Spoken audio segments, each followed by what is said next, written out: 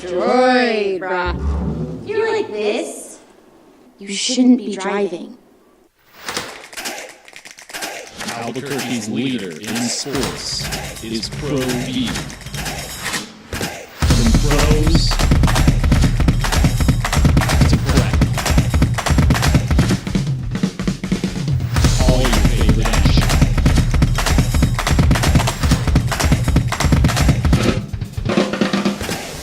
All your favorite talk shows.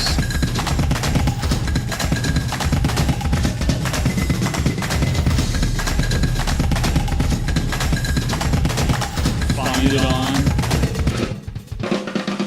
ProView Networks. I did, and it was like the first time. Kind of weird. You look at it and you know what you're supposed to write, but you're like, that still feels foreign. I still do it every once in a while. Do you? Yeah. it's- To make a point, actually, but yeah. oh, to make a point. I love that. But I mean, it's another story for another day. Does it count? Does that count about beating a good team? Cowboys, well, I mean, who they beat? Dak doesn't play well again. Who does this count? Seahawks are 6-6 now. But it's not a team above 500. Does it count? Not in that record. Okay.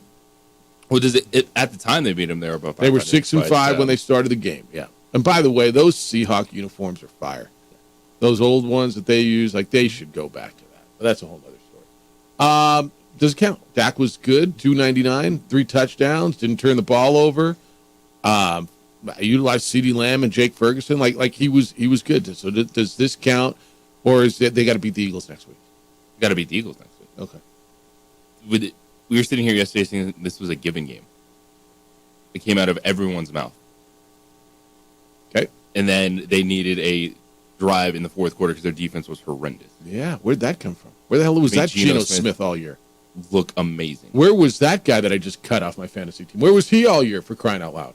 That was a great performance for Geno Smith. He was very disappointed for the Cowboys, but you go out there, and you said Dak Prescott continues to do his thing offensively. They're in a really good place with CeeDee Lamb, Brandon Cooks, Ferguson, the way he's spreading the football around. I like that they finally were able to run the football some. Yeah, a little bit, 136 yards, yeah. With Tony Pollard breaking some runs with him.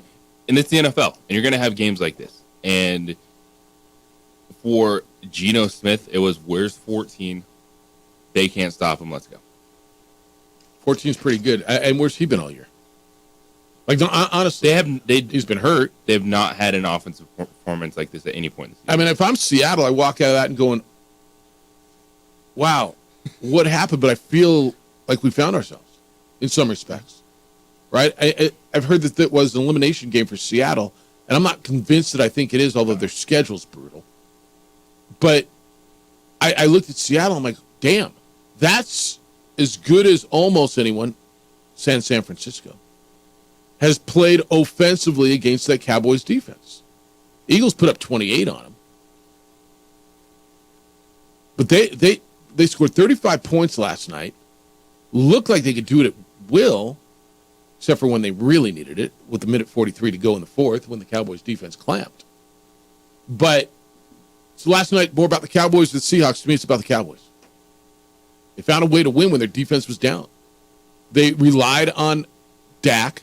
They relied on an offense that people were asking, could they do it against a good team? Seattle's not great. Seattle, I think, is good, although they've lost 3 in a row and now 4 of their last 5. So are they fading? They seem to be fading. Seattle's given up 37, 26. They lost to the Rams 17-16. 31 and 41 in the last 5 weeks. Yeah, I don't think Seattle's a good football team. What I happened? think they're average. Yeah, that's what they are. 6-6, average. Yeah. The defense all over the place, as you just mentioned with those stats. Now, for them, the next 2 weeks, they could lose. But if they win out, they get to 9. After it's going to be Seattle and Minnesota. I think those are teams that have the ability to win 9 games. I think that's what it's going to take to try to get into the playoffs. Because I don't think Green Bay's got 4 left in them. I think that's a bit much for the Rams. So if you somehow get to 10, you're a lock. I think that's right. In the NFC, yeah, I think that's right. Can I give you some crazy numbers on this game? Have you guys looked at all this? It was the 6th game in the history of the National Football League with 0 punts. That includes the playoffs. 3 of those games, 3 of the 6 in the history of the National Football League that didn't need to bring a punter on the bus had Mike McCarthy in them. 2 when he was with the Packers in 2014. I don't know what that means. I just find that like one of those, how can that be numbers? It's kind of crazy. Seattle. First team in the history of the National Football League to to lose a game in which they scored 35 points and did not punt. I don't know who the hell. I mean, somebody's been doing research. First team in the history of the league to lose a game where they scored 35 points and didn't punt. Teams since 1966 have been 64-0 when they scored 35 points and didn't punt. I love numbers like that. CeeDee Lamb, 8th career game with 10 catches and 100-plus receiving yards. That puts him past Michael Irvin for the most games in Cowboy history with 10 catches and 100-plus receiving yards. I would have thought Irvin would have had more, wouldn't you? I'm just throwing weird stuff from this crazy Thursday night game at you. It was entertaining. It was entertaining. Cowboys tied an NFL record. They scored 40 points or more in 4 straight home games. I mean, how this game is producing numbers that have like almost never been done. The only other 3 teams to do this ever score 40 points in 4 straight home games. 2013 Bengals, the 2000 Rams, and the 1952 Lions. What the hell was going on last night? It was kind of crazy, isn't it? You saw a Thursday game, but yet both teams were on a full week of rest. Yeah. They played on Thanksgiving. That's actually right. That's right. That's really good. No, it's really good. And that makes a ton of sense. I appreciate that. Seahawks, 35 points. Most points they've scored in a loss under Pete Carroll. They were 36-0 when scoring 35 points or more under Pete Carroll. I mean, last night was just crazy stat after crazy stat. Dak finished November, 16 touchdown passes. There's only 4 instances in NFL history, only 4, where a quarterback had more touchdown passes in any month. Tom Brady, 20 in October of 2007. Romo in 2007. Peyton Manning in 2014. And he did it twice. What the hell was going on last night? It was the classic game of whoever has the ball last. Well, not and really, I got a little worried but the team who had the ball. when the Seahawks got the ball last because I didn't like that throw at all on 3rd down. How about the 4th down play? Where they brought it and Geno had no chance. Yeah, I that hated was the 3rd down play too. No, I was talking about for the Cowboys. Oh, okay. I'm talking about Seattle. Where they ended up kicking the field goal, go up 6, Yeah. stopping the clock on 4th down. Like they weren't even trying to make a play; just threw it out of the end zone on 3rd down. Yeah, I was surprised at that too. Now, minute 43 with the way that game was going, I was not feeling comfortable at all. That was the Cowboys giving the football right back to Seattle, but they stepped up, made the plays. Micah Parsons came on late, and I don't know how you don't have someone extra over there helping with Parsons on 4th and 2. I mean, he's as good as there is in the league on defense, right? He's as good of a player as there is. And, yeah. Well, let's stretch for the Cowboys. This is what they had to do. Just get healthy. The offense is fantastic. Everyone's now talking about Dak Prescott being in the MVP conversation. He's in the conversation. Right? Yeah. I mean, I don't think he's the leader. I don't think he's going to win MVP. But, I mean, if you're going to say 5-6 guys, however many you want to put in the conversation, he's in it. They pick up a couple of these wins. Eagles, Bills, Dolphins, Lions. Yeah. I get your votes. All right, Cowboy fan, let's go. It is a Victory Friday. You got the mini bye looking at you. You're coming off a significant win. I'm not going to sit here and say huge win. A game you thought you should win, and Seattle came to play. And you fought them. And you won. And it's a big one because this would have been a big deflation going into next week. A lot to do. It is Rivalry Eve here in the Burke. New Mexico and New Mexico State play hoops tomorrow night in the Pit. We're going to get into that. It is the day of Conference USA Championship for New Mexico State. Aggies and Liberty tonight in Lynchburg, Virginia for Conference USA's championship. We got a whole weekend of championship football to look at in the college ranks. We got a big NFL weekend, bunch of hoops. We're going to give stuff away. We got a sweet deal. You want to do an early bird special? Let the 7 o'clock listeners get a chance at winning something today? 7:25 this morning. We're going to give away a pair of tickets to go see the Lowell women's basketball against Boise State. That'll be on January 6th. But in addition to that, well, I shouldn't say but, and would be the right word. In addition to that, you will qualify for a chance to win a mystery box from All in Autographs. And you will qualify for a chance to win a gift card from All in Autographs. $50, $100, or $250. That will be given out on the live show on December 9th up at All in Autographs.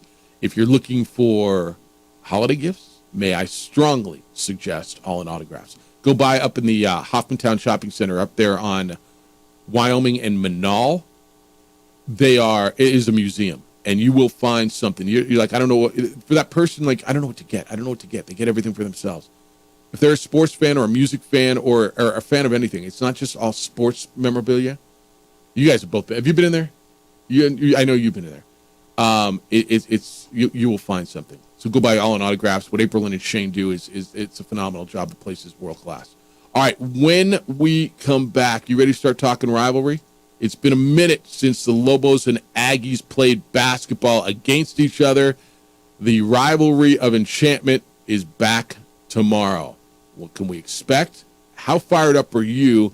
Let's go. This is something I know you love, and I want to get into it. And our thoughts. And JJ, you're the only one who's seen the Aggies up close. JJ's going to give you a little, right? I mean, is that fair? A little bit what to expect from the Aggies? It's fair. All right, that's next. It's the opening drive on 95.9 FM and AM 610, the Sports Animal, your home for Sunday night and Monday night and Thursday night football.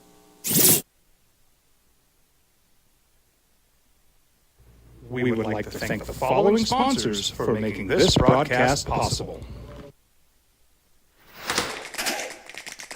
Albuquerque's leader in sports is ProView. From pros to prep. All your favorite action.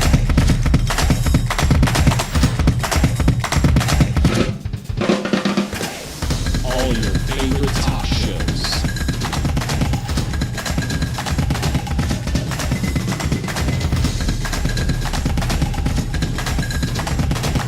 Find it on ProView Networks. Young driver, this one. Hard to get her out. She'd been drinking. This one. Both of them gone. They'd been drinking, and he drove clear off the road. This was my family. Drunk driver hit us. And my wife. And our daughter. They didn't make it.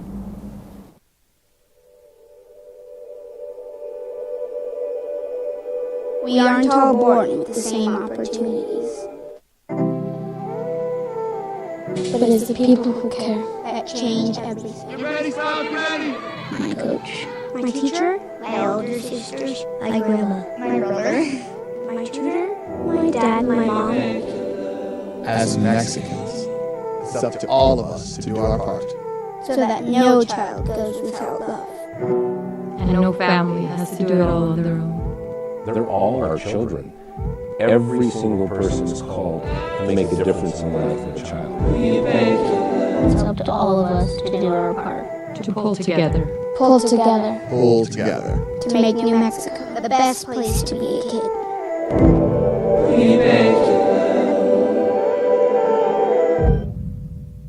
Hi, I'm Steve Sucker here for Dr. Robert Melendez and the Juliet Eye Institute. You may remember me like this, but no more. The glasses are gone. I tossed them months ago because of a brand new procedure from Dr. Melendez known as RLE, Refractive Lens Exchange. The latest technology, the best eyesight I've ever had in my life, and you can check it out by clicking on the link in the description right here. If you're drunk, blasted, intoxicated, rip, plaster, taint, destroyed, bruh. If you're like this, you shouldn't be driving. We here at Clark's Pet Emporium welcome you to bring in your pets. We know that having your pet with you makes the experience of shopping for them even better.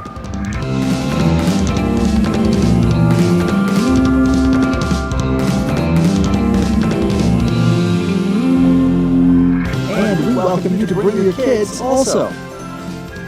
Clark's Pet Emporium, your pet's second best friend.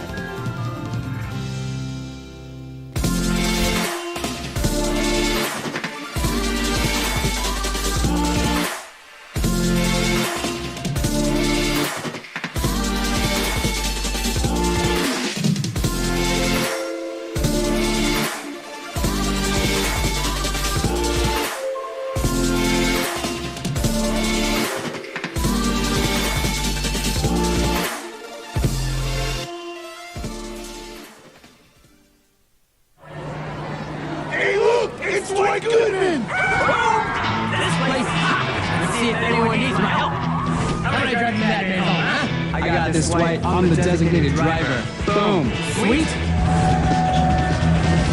Does anyone need lights help getting home tonight? No thanks, Romeo. I've got a taxi all lined up.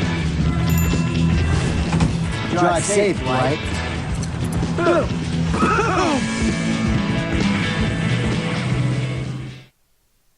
These days, it's important to know people and businesses you can trust. There's a lot of places where you can buy a vehicle. There's only a few local dealerships where you'll find honest people who have your best interests in mind. And Fiesta Kia is one of them. We've been helping our neighbors save money and drive dependable cars for years, and we'd love to help you.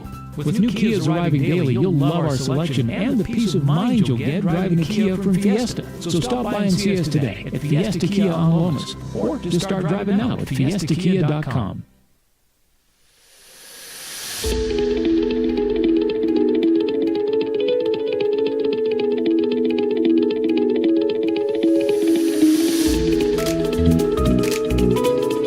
Never loved it. All right, it's Lobos and Aggies. What's the bigger story? Is it the game itself, or what people are trying? Because I'm not going to lie to you. When I think of what's going to happen tomorrow night, I am not concerned at all about security any more than I am at any other game I go to there. Are you? I agree with you on that one. Because everything that went down last year, it does not get me feeling like, oh no, these fan bases cannot interact. Okay, so I'm not the only one, because the headline in the Journal today is administrators confident men's basketball rivalry can safely resume. And I'm like, why wouldn't they be? There was no incident at the basketball game.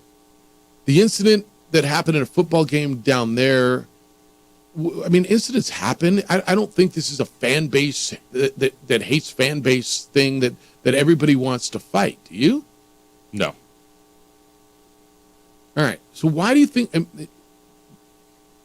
I don't really want to spend a lot of time talking about it. Why do you think that that's kind of the headline? Because they didn't play last year. But part of that was, and then in the offseason, everyone needed a plan. Yeah. To play these games. All right. Lobos will be big favorites. I don't know if the number's out yet. But the Lobos will be big favorites. What do you expect tomorrow night? I expect a game that could look similar to Louisiana Tech, just in terms of New Mexico State's going to try to slow things down. They're going to try to use their physicality, make sure that the Lobos are not flying up and down the court. This is a New Mexico State team that they got some good one-on-one scores. Robert Carpenter, Femi Udukali, who got eligible and was playing in Cancun. The transfer from Seton Hall, he's really good. Which they finally got eligible, and that was like one of their big deals. He can just go get you a bucket. Yeah. He's physical. They got some really big guys inside, and so that's going to be their game plan. Just try to slow it down, be physical, muck things up, and not let the Lobos get that tempo, get that energy going out. Lobos, I don't see a line on it. Lobos sound like it's no Mashburn again. Is what I'm starting to hear, right?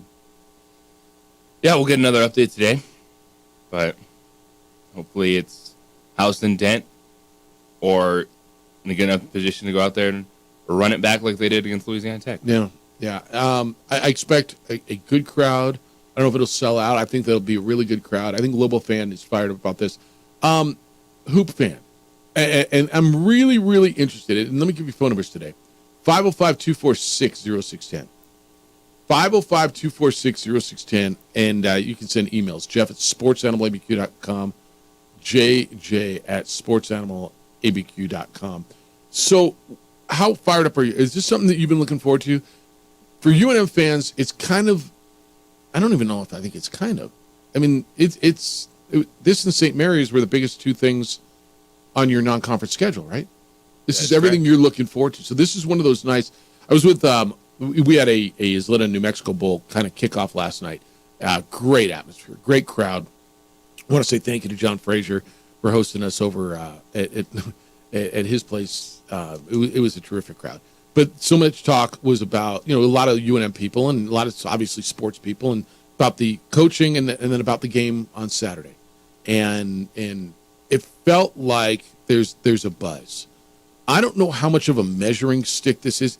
Does this feel like a game where UNM doesn't have a lot to win and has a lot to lose for you because of what the expectations are on New Mexico State?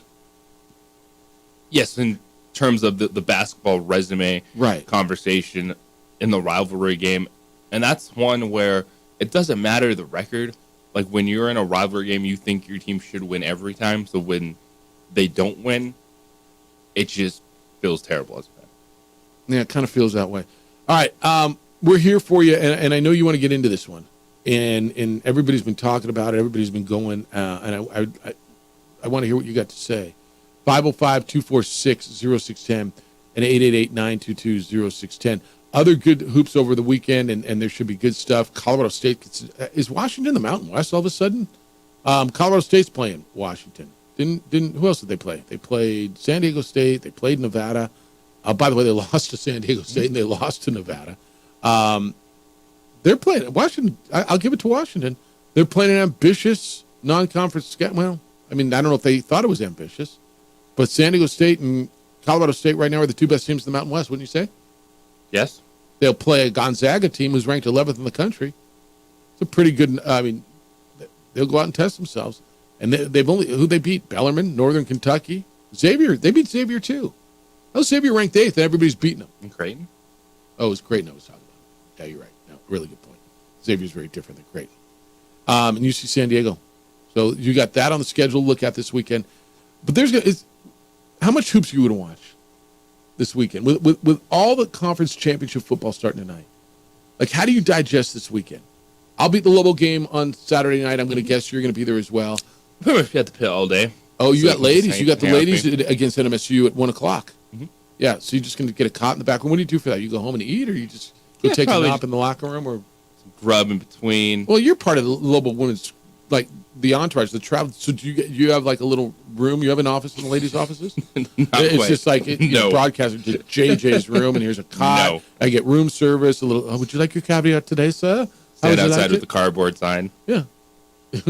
We'll work for food. Can I get a Lobo dog? I'll call the game for a Lobo dog, please. How's New Mexico State's women? They're pretty good. You saw it last year. Jody Adams took over the program. Jody's a good coach. Beat the Lobos for the first time in 6 seasons. Almost won at the pit, lost by 1. Now they have a few more new faces, but they probably could have the best player on the floor, Malta Kaiser, tomorrow. So is that right? Yeah. It's this year's women's basketball team. Lobos. For the Lobos. Yeah. The games they're going to win, it's going to be a lot of close games. It's the way they're built. The style is going to be. They're getting wins. They're going to be pulling them out in close games. Yeah. All right. That's tomorrow. Hoops fan, I know you're there, and I know you're starting to hit me on it. What do you think? Aggie fan, you got an opportunity. Is this one of those for you where you got nothing to lose?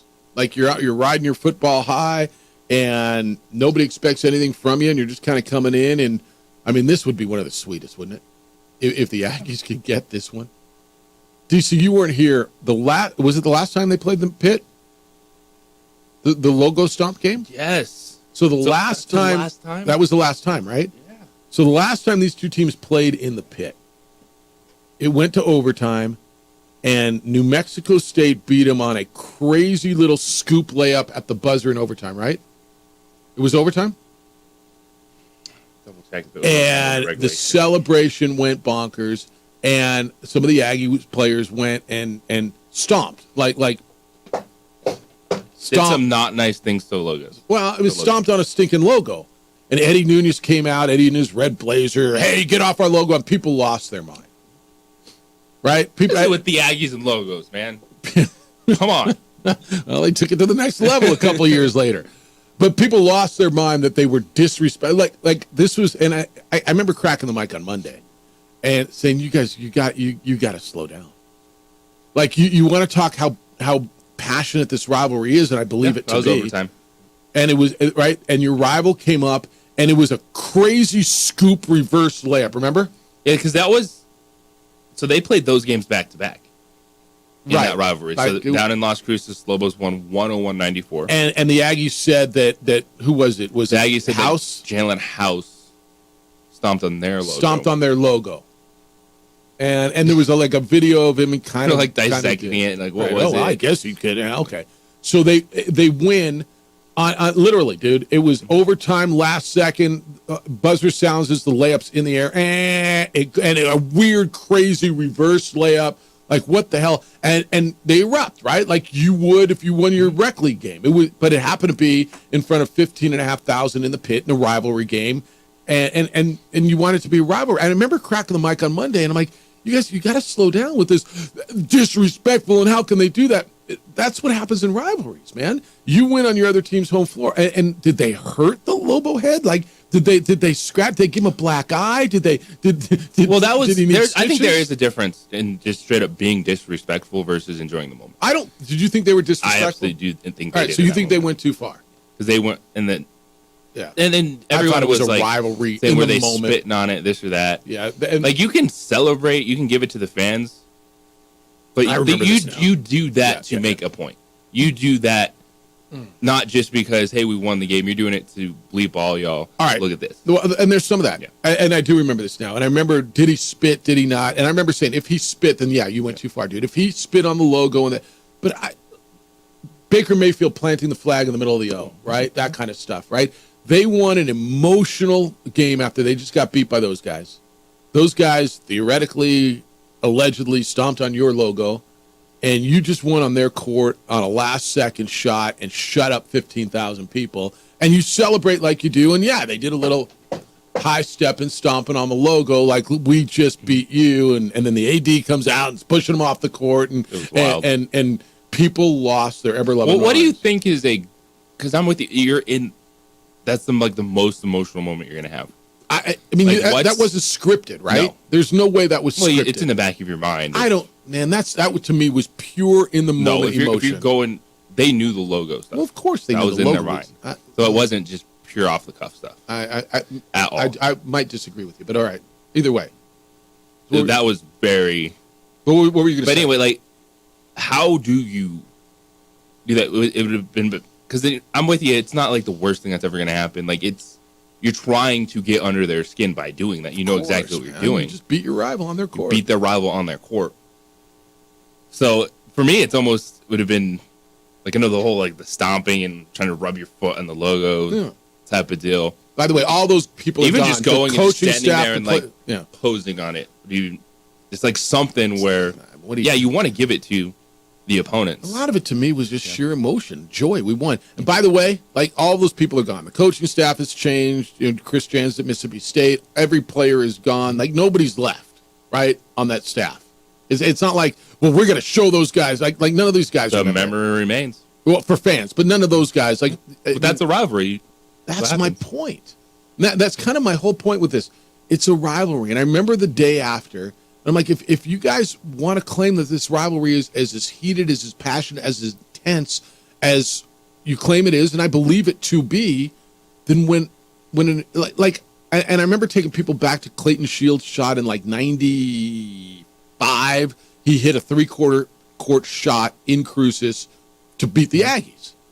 and everybody went nuts. And to me, the emotion of a last-second shot in overtime on the road to win, you go crazy. You see it in the NBA, not yeah, to but that that's extent. that's different than running immediately to the logo. And I don't know that they went straight to the logo. They went ran around. They were on the logo when they went straight. And it was a premeditated. Is it one where you almost need, like you see in college football, they try to line up and like don't take down the goalpost, just have the security rush out to stand around the logo.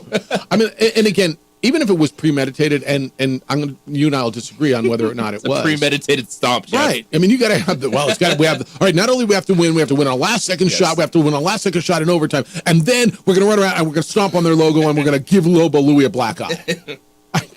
All right, so here's how we're gonna. It's on the whiteboard. No, I saw it on the whiteboard. They drew it up. Okay, we're gonna come around the outside, and you're gonna screen the AD, and you're gonna screen the security guy, and then you're gonna stomp on their logo.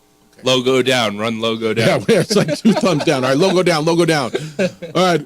I mean, I don't know. Are you want to give stuff away? All right, 505-246-0610. We're giving stuff away. We got 2 tickets to go see Lady Lobos basketball. Lobos and Boise State on the 6th of January in the Pit. Also, you will qualify, if you are the winner, to win a mystery box from All In Autographs. And you will qualify for a chance to win gift cards from All In Autographs, $50, $100, $250. Those will be given out on December 9th. The number to call is 505-246-0610. If you are caller number 3, your buddy DC will make you a winner. It's the opening drive on 95.9 FM and AM 610, the Sports Animal, your home for Sunday night and Monday night and Thursday night football. We would like to thank the following sponsors for making this broadcast possible.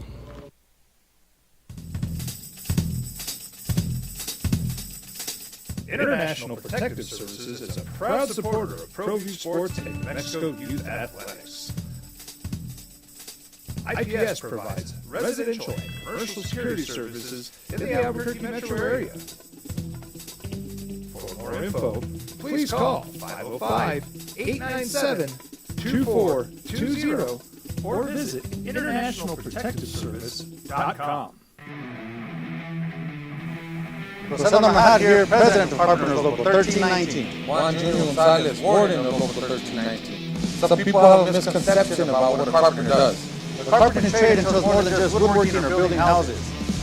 We are responsible for 85% of the construction job site. Everything from the superintendent on down. We have a great apprenticeship program. The information can be found on our website.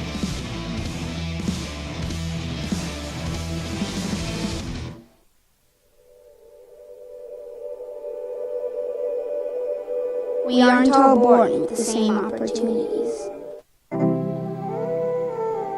But it's the people who care that change everything. Get ready, son, get ready! My coach, my teacher, my older sisters, my grandma, my brother, my tutor, my dad, my mom. As Mexicans, it's up to all of us to do our part. So that no child goes without love. And no family has to do it all on their own. They're all our children. Every single person is called to make a difference in the life of a child. It's up to all of us to do our part. To pull together. Pull together. Pull together. To make New Mexico the best place to be a kid.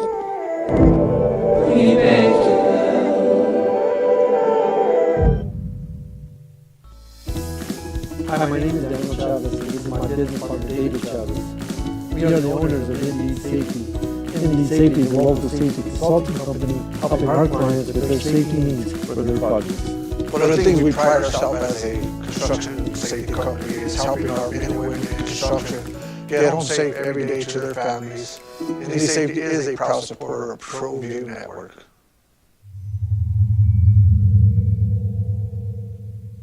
If you're drunk, blasted, intoxicated, plastered,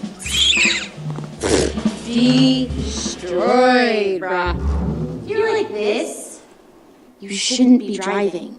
Hi, I'm Steve Sunker here for Dr. Robert Melendez and the Juliet Eye Institute. You may remember me like this, but no more. The glasses are gone. I tossed them months ago because of a brand new procedure from Dr. Melendez known as RLE, Refractive Lens Exchange. The latest technology, the best eyesight I've ever had in my life, and you can check it out by clicking on the link in the description right here. Young driver, this one. Hard to get her out. She'd been drinking. This one. Both of them gone. They'd been drinking, and he drove clear off the road. This was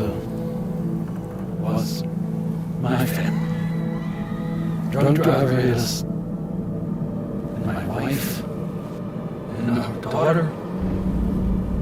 They didn't make it. Here at Clark's Pets, we understand your pets. We take meticulous time to find out more about them. Dig deep into their world to understand their needs. We do research for knowledge of each pet, so you can trust Clark's Pets to provide you the best products and service for your pets, because we work hard to understand all of their needs. Clark's Pet Emporium, your pet's second best friend. Hey, Dad, when you go out.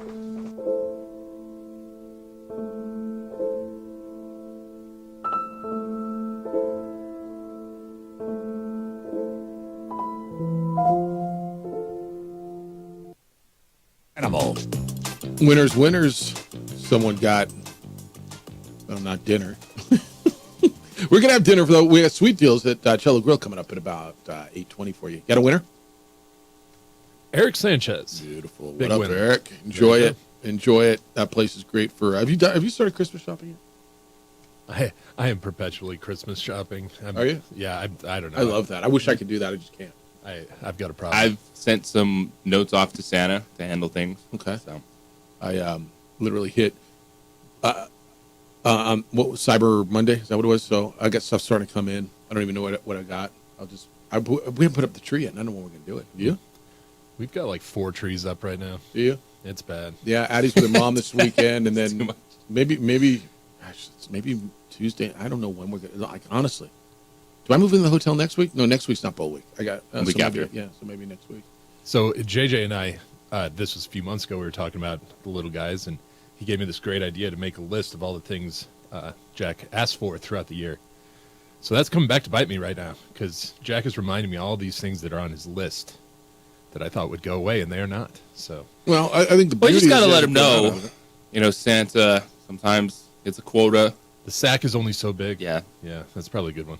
He's got to spread the magic around all the. He's got to go all the way around the world. Yeah, and then you're gonna buy it all. I mean, Santa's gonna buy it all. I do, dude. I just Santa comes in. Well, and especially like this, I kind of went heavy on her because I need to early. But this year, with the game on the 16th, like I'm gonna have a whole week to shop. Like then I'm just gonna like forget what I bought and unload. I spoil my kid. I do. I'm not gonna lie. Like when the game's on the 22nd or something, and I start shopping on the 23rd, that's when it just. You wrap a Snickers bar. But literally, those days, it's just going to everything. Bum, bum, bum, bum, bum. That. Yep. And I go. That's one of those days you hit the ATM and you're thinking the green present is sometimes the best present. You know, as my grandma used to say, it's always the right size and it's always the right color. I mean, she used to tell me, I know it fits and I know it's the right color. No, you're right. Thank you, Grandma. Like she used to say that all the time. 100%. It's kind of crazy, man. December's here. I cannot believe that. This maybe been the quickest year ever? Feels like it, right? When did you start? My first day was the 22nd of May. So there's part of me that feels like you're brand new, but part of me feels like you've been on the show for a long time. I have that same feeling. Just yesterday at the close of the month, I was starting to look at things like, I feel like I've been here a while, but at the same time, it's not even half. Well, I guess it is now half a year. But. Well, here's the deal. You're the best. So, I mean, this is not disparaging to anybody else. We've had really, really good people, but I mean, you brought an element to that a number of elements. So we needed a professional around here. I mean, again, you think in a way that obviously you're super vested in this, and we're grateful for you, and I'm glad you're here. All right, 505-246-0610. James hates Danny Gonzalez. Jeff, can you quit saying, quote, the program is better now, end quote. Explain to me exactly how it is better when half the team is in the transfer portal and there was no one going to the games at the end. It's from James. You're also quoting the athletic director on that. Yeah, you the athletic director said that, right? I was kind of thinking back. Did I think at the end of the season the program was pointed in the right direction? Did I think at the end of the season that it was better than when it was the end of the previous season? I mean, let's put it in parameters. If your only metric, and there's two obvious metrics that didn't work, and that's why Danny's not the coach anymore. If your only metric is attendance, you got to look a little deeper, but it is a metric and it's fair, and it's got to be in the equation, 100%. When you factor that with wins and losses, that's why we're where we are. Now, I felt, and I know you did too, that team got better in the last 2 weeks, that they were turning the corner, pointing in the right direction, and the culture felt right. And again, that doesn't guarantee you a damn thing. And James, you got what you want, and they're moving on. The program is better now than when? Right? What are we comparing it to? It was just being looking at it from a football perspective, it was really unfortunate that they had 3 years of solid defensive play and terrible offense. And then when you finally get the offense correct, you had terrible defense. And that was really the frustrating thing. And that's really and that was the surprising thing to me. I know, not to you. Yeah, that was the thing that if you had an average defense, this is a 6-win team. But that's also what happens. Right. And when you struggle and you're never able to put it together at the right time, but you end up with 11 wins over 4 years. And I've been thinking about this a lot as we've been talking about it all week too. Is it's easy. It is easy to sit here and say support, support, support. And then when you've had this battle, you have fans that have just been grinded down because was it James that just sent that last note? Yeah. Because to his point, it's like no one's showing up. Well, who's showing up for the brand new coach? Are you going to give him time? Are you going to give him the ability? Are you going to go to games early? Like at some point, there just has to be a little bit of go and do it if you like football. Because if you are waiting for something to happen, that's probably not going to happen in the time frame you want. Yeah. And then you're going to be stuck never going, and then you're just going to be complaining about said product. And especially, they did it down in New Mexico State in 1 year. Why can't it be done here? And no, the New Mexico State thing, that's going to end up being like the Tom Brady conversation. In some respects, you're going to be like pointing out that one thing for 30 years and be like, look, it might happen. I think that's fair, and I think New Mexico State is drastically different because somebody said, "Well, what about UNLV? Look what he did." I think it's drastically different. They were a 5-win team last year. They were a 5-win team when they fired Marcus Arroyo, and there was a lot of talent that stayed there. That program, and it was. I think you were surprised. I talked to somebody the other day, and I got a little insight on why Marcus Arroyo got fired. And evidently, he and the athletic director just weren't on good terms. The AD had come up through the ranks, and there was probably a little rift there before that, and that's just the way it was. But you were surprised, I was surprised, but evidently Marcus wasn't the most popular guy in that building. I mean, period. Or in that town. Yeah, when you hear that, you go, okay, I can see that. No, there's a lot why there. It would happen. And then they bring in Barry Odom, who is the most unassuming but highly popular dude in that town. Dude, Barry Odom is football, dude. But and he was on our show a few weeks ago, and he's up for National Coach of the Year.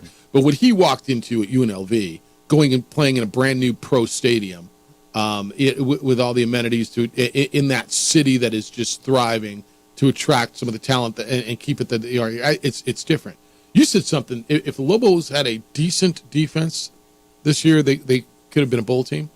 I would make the argument in previous years that if they had a decent offense, it was the other way around. They could have been a bowl team. Well, Jeff, they were 2-10. I know, and they had the statistically worst offense in America. I mean, if. But yeah, that was James's email, and it came in this morning. Jeff at sportsanimалabq.com, and you can get in on it. New Mexico State plays tonight. Bruce said NMSU Bowl hot take. Jeff, yesterday for the first time, I looked at the CUSA Bowl tie-ins, and they stink. Dirty Jerry's guys will be better as an independent. Then they can get an at-large bid. We all stink, Bruce. New Mexico stinks, and New Orleans stinks. And tell me what a good bowl is again. I mean, you guys have to, have to educate me on why those bowls all stink. Tell me what's a bad bowl. Bruce, I'm going to ask you, honestly, this is an honest question. Why does their bowl lineup stink? Because they don't have the Cotton Bowl, the Sugar Bowl, or what? I mean, I honestly need it. Why does it stink? Do you understand it? I don't. I need help. I mean, I ask you sincerely. Every fan base, when they get bowl eligible, thinks they should be in the Cotton Bowl. And look, I'm gonna. There's tiers. Levels. Says you ain't at that level. Well, there are tiers. There's the New Year's Six. There's New Year's Six games: Rose Bowl, Sugar Bowl, Cotton Bowl, Orange Bowl. Right there, Fiesta Bowl. That's the top tier. Then there's that next tier, and they're mostly power versus power teams, right? That next tier, right? Like the Holiday Bowl, the Alamo Bowl, the Outback Bowl, right? There's a lot of those bowls that are Power 5 versus Power 5. For the Group of 5 bowls, is that what it is, Bruce? They stink because they're not playing Group of 5 teams or Power 5 teams, and then the Power 5 team says, "Why do we have to play a group?" I mean, you think this is so easy to put this all together? Honestly, I need a little bit of a definition on stink, because you don't like them, you don't want to watch them, because I promise you the players will have, like, if NMSU goes to the New Orleans Bowl or they go to Boca, wherever they go, I'm pretty sure they're gonna have a really good experience. Are we gonna have to just do bowl defense education this next 2 weeks? Yes. Sounds like it's coming. I think a lot of it too is just the old mindset of slotting. Where you finish automatically equals where you go. Would that make people feel better? No, I mean I think it's what people assume. Is like back in the day, it was always, the 6th place team plays the 7th place team, and there's that a New Mexico Bowl, and so they get hit with that mindset of it's a bunch of just average teams, this or that. No, the process has changed.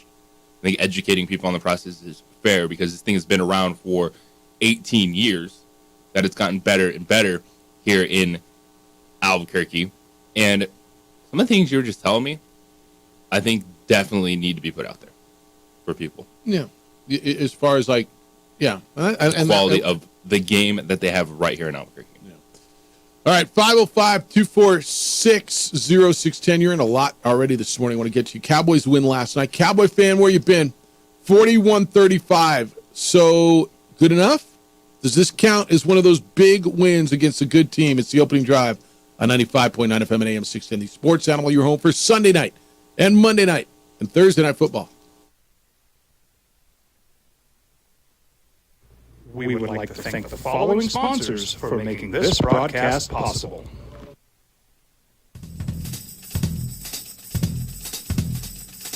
International Protective Services is a proud supporter of ProView Sports and New Mexico Youth Athletics. IPS provides residential and commercial security services in the Albuquerque metro area. For more info, please call 505-897-2420 or visit internationalprotectiveservice.com. If you're drunk, classic, intoxicated, rip, plaster, taint, destroyed, bruh. If you're like this, you shouldn't be driving. Albuquerque's leader in sports is ProView. From pros to prep. All your favorite action.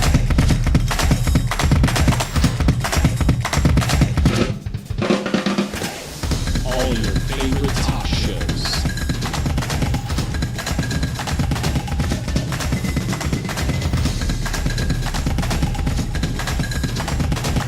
Find it on ProView Networks. Hey, look! It's Dwight Goodman! This place is hot. Let's see if anyone needs my help. How about I drive the madman home, huh? I got this, Dwight. I'm the designated driver. Boom. Sweet. Does anyone need Dwight's help getting home tonight? No thanks, Romeo. I've got a taxi all lined up. Drive safe, Dwight.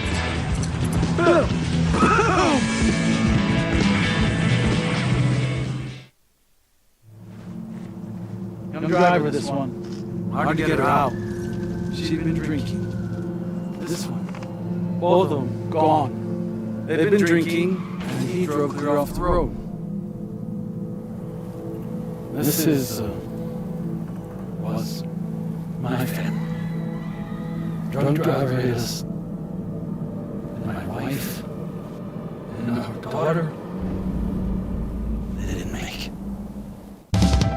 We here at Clark's Pet Emporium welcome you to bring in your pets. We know that having your pet with you makes the experience of shopping for them even better.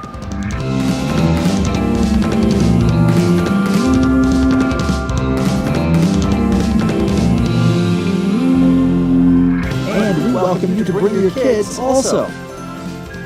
Clark's Pet Emporium, your pet's second best friend. Hi, I'm Steve Sunker here for Dr. Robert Melendez and the Juliet Eye Institute. You may remember me like this, but no more. The glasses are gone. I tossed them months ago because of a brand new procedure from Dr. Melendez known as RLE, Refractive Lens Exchange. The latest technology, the best eyesight I've ever had in my life, and you can check it out by clicking on the link in the description right here. Well, I'm going to the frontier, walk to the cashier, order up a root beer and a number one. Cover it with green stuff, one scoop is not enough. Find a booth that's real tough, back by the Duke. Meet my family, meet my friends in the quirkiest restaurant I've ever been. All at Albuquerque's favorite spot. It's the Frontier Restaurant. The Frontier Restaurant is a proud supporter of ProView Networks. These are more than just the sounds of a safe place to go after school. These are the sounds of interest being ignited and of mentors making an impact. At Boys and Girls Clubs, we don't do just one thing. We do whatever it takes to meet the needs of every kid who comes through those doors. Because whatever it takes is what it takes to build great futures. Great futures start here. Don't sacrifice quality and flavor when you're in a hurry. Golden Pride offers ribs, fried chicken, red and green chili breakfast burritos, and Frontier Sweet Rolls. 4 great locations. Or visit us online at goldenprideabq.com.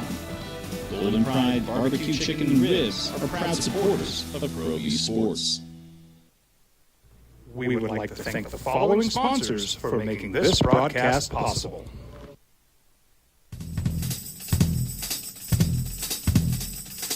International Protective Services is a proud supporter of ProView Sports and New Mexico Youth Athletics. How about them Cowboys? 41-35. Was that the best Thursday night game we've seen in? I mean, certainly this year, this season, yes. I mean, it's not even arguable. But in the long, and your point is dead on. They both had a full week to prepare. They both played Thanksgiving last week, and what a difference it makes, huh? When a team's got a full week to prepare and heal and get healthy, and instead of turn around and play 4 days later, 5 days later, what a difference it makes, huh? Although we saw some good Thursday games last week. No, we didn't, did we? We saw 3 blowouts. Yeah, because it was and the Packers over the Lions. The Niners beat the hell out of Seattle, and the Cowboys. Them Cowboys over them Commanders. Yeah. Well, all right. 505-246-0610. Josue, how about them Cowboys? Oh, wait, I got to push the button again. I love it. Oh, hang on. Hey, hold my calls. Hold my calls. I'm on the phone with Jeff and JJ. Okay.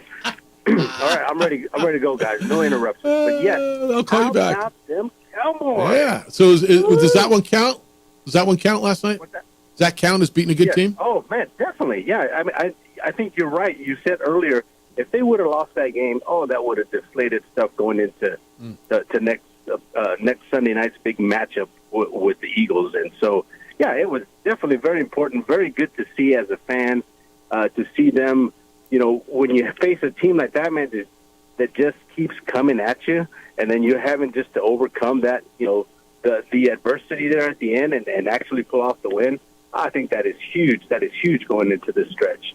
Yep. So, yeah, very happy on the outcome of that game. All right, so you feel good about that. Now next week you got to go get the Eagles. Yeah, that's right. That's going to be a big one. And now you got, 10 days to kind of get prepared for that one? You got your mini-bye. I mean, the schedule's working out great right now. And, of course, I mean, if they wouldn't have won last night, I don't know. Maybe you don't feel so hot about it. I mean, I think you still get up for that game. But boy, what a big outcome of getting that W last night. Very huge. Right on. All right. Good. And we'll see you out there tomorrow. You got a big one tomorrow. Oh, yes. Yeah. Very, very big one. The biggest crowd so far this year. And it's always exciting. It really brings that building alive. I mean, people make a difference. You understand? You hearing that, fan? You make a difference. If you went to that stadium, the football stadium, and filled it up, you would change the atmosphere instantly. So, and that's what it does when people come. And so, I'm looking forward to it. See you, Hoser. Have fun tomorrow. Only you can change the atmosphere. Josue, our former producer, is what do you call him? Like the MC guy at Level Games at the Pit and on-court MC. On-court guy. He's the dude. Who wants a pizza? That guy, All right, it's time for the toilet bowl race. Do they still do the toilet bowl race? I haven't seen it this year. One of the plumbing companies had like a toilet bowl on wheels, and you would get on it and have to push yourself around. I mean, mobile toilet bowl. What's better than that, right? I got some of you sending me thoughts on what happened last time the Aggies were in the Pit. Disrespectful, not disrespectful, too much. Would you have done it? Our guys would never do it, that kind of stuff. You're active. 246-0610. That's the text line and the phone line. Emails Jeff at sportsanimalabq.com. JJ at sportsanimalabq.com. Aggies and Lobos tomorrow night. Aggies playing for a championship in football tonight. Cowboys win last night. Are you not entertained? It's the opening drive on 95.9 FM and AM 610. The Sports Animal, your home for Sunday night, Monday night, and Thursday night football.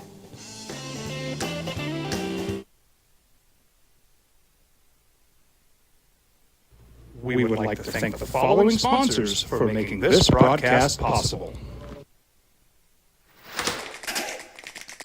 Albuquerque's leader in sports is ProView. From pros to prep. All your favorite action.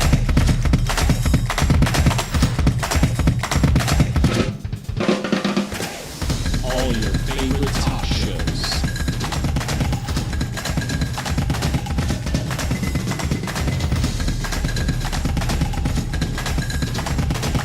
Find it on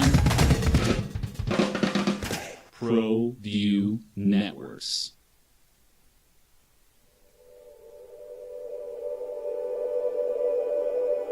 We aren't all born with the same opportunities. But it's the people who care that change everything. You ready, son? You ready? My coach, my teacher, my older sisters, my grandma, my brother, my tutor, my dad, my mom. As Mexicans, it's up to all of us to do our part. So that no child goes without love. And no family has to do it all on their own. They're all our children. Every single person is called to make a difference in the life of a child. It's up to all of us to do our part. To pull together. Pull together. Pull together. To make New Mexico the best place to be a kid.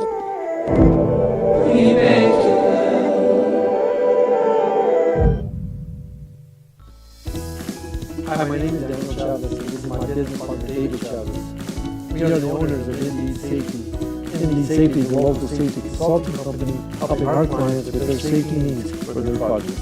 One of the things we pride ourselves as a construction safety company is helping our men and women in construction get home safe every day to their families. Indeed Safety is a proud supporter of ProView Network.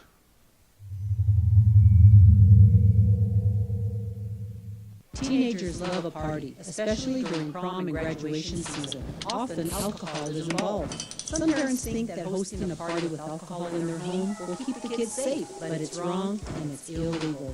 As a parent, to allow your teenagers, underage friends to consume alcohol on your property is a felony. Parents who host lose the most. Don't be a party to teenage drinking. This is a program of the Drug Free Action Alliance. For more information, go to burnco.gov/do-not-host.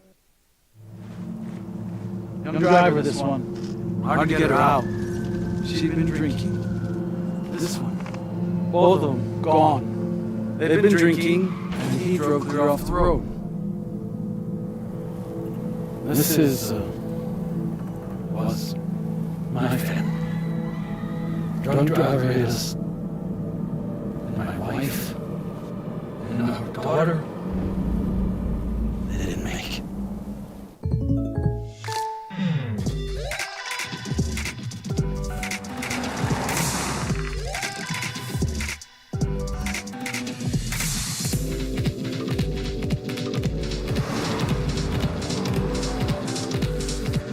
For your surprisingly great race, contact your local State Farm agent today. If you want the real deal, call State Farm agent Marty Size in Albuquerque today. Like a good neighbor, State Farm's there. Hey, look! It's Dwight Goodman! This place is hot! Let's see if anyone needs my help. How can I drive the madman home, huh? I got this, Dwight. I'm the designated driver. Boom. Sweet! Does anyone need Dwight's help getting home tonight? No thanks, Romeo. I've got a taxi all lined up. Drive safe, Dwight.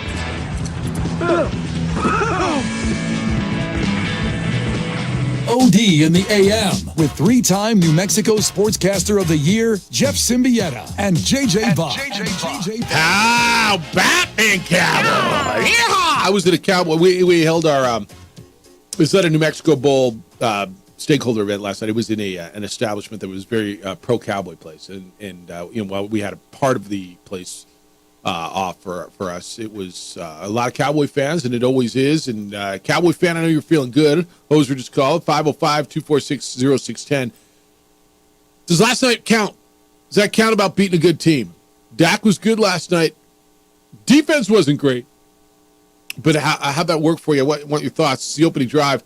Jeff Symbieta, JJ Buck, and DC. Time you want to do Red Zone today? We'll do we'll do the 3-for-all in the 9 o'clock hour. We gave away tickets already. What time you want to do the Red Zone? I mean, you pick it. It's your show. Yeah. We have the sweet deal today coming up. So 8:45. I'm down. 8:45. We'll do the Red Zone. We'll go into it. Talking about Lobos and Aggies tomorrow night as well. You guys are in on a lot of stuff. The headline in the paper about the Lobo Aggie game is about security, and I asked JJ. I said, "Are you like when you think of the game? Are you concerned?" It never crossed my mind that I should be concerned about security. The texter says the headline is inflammatory and dramatic to sell newspapers. Okay.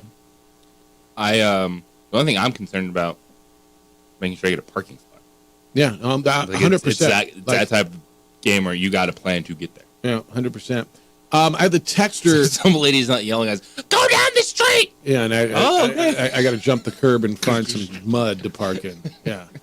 That was crazy that time too. Nope, you can't. I don't care where you go. Go down, and now you're in a one-way street good to nowhere. It's like, what the hell? Yeah, that happened last year. Be prepared. Was it the San Diego State game? Was that what it was? Yeah. There was a sellout. We went into the lot, and I was headed.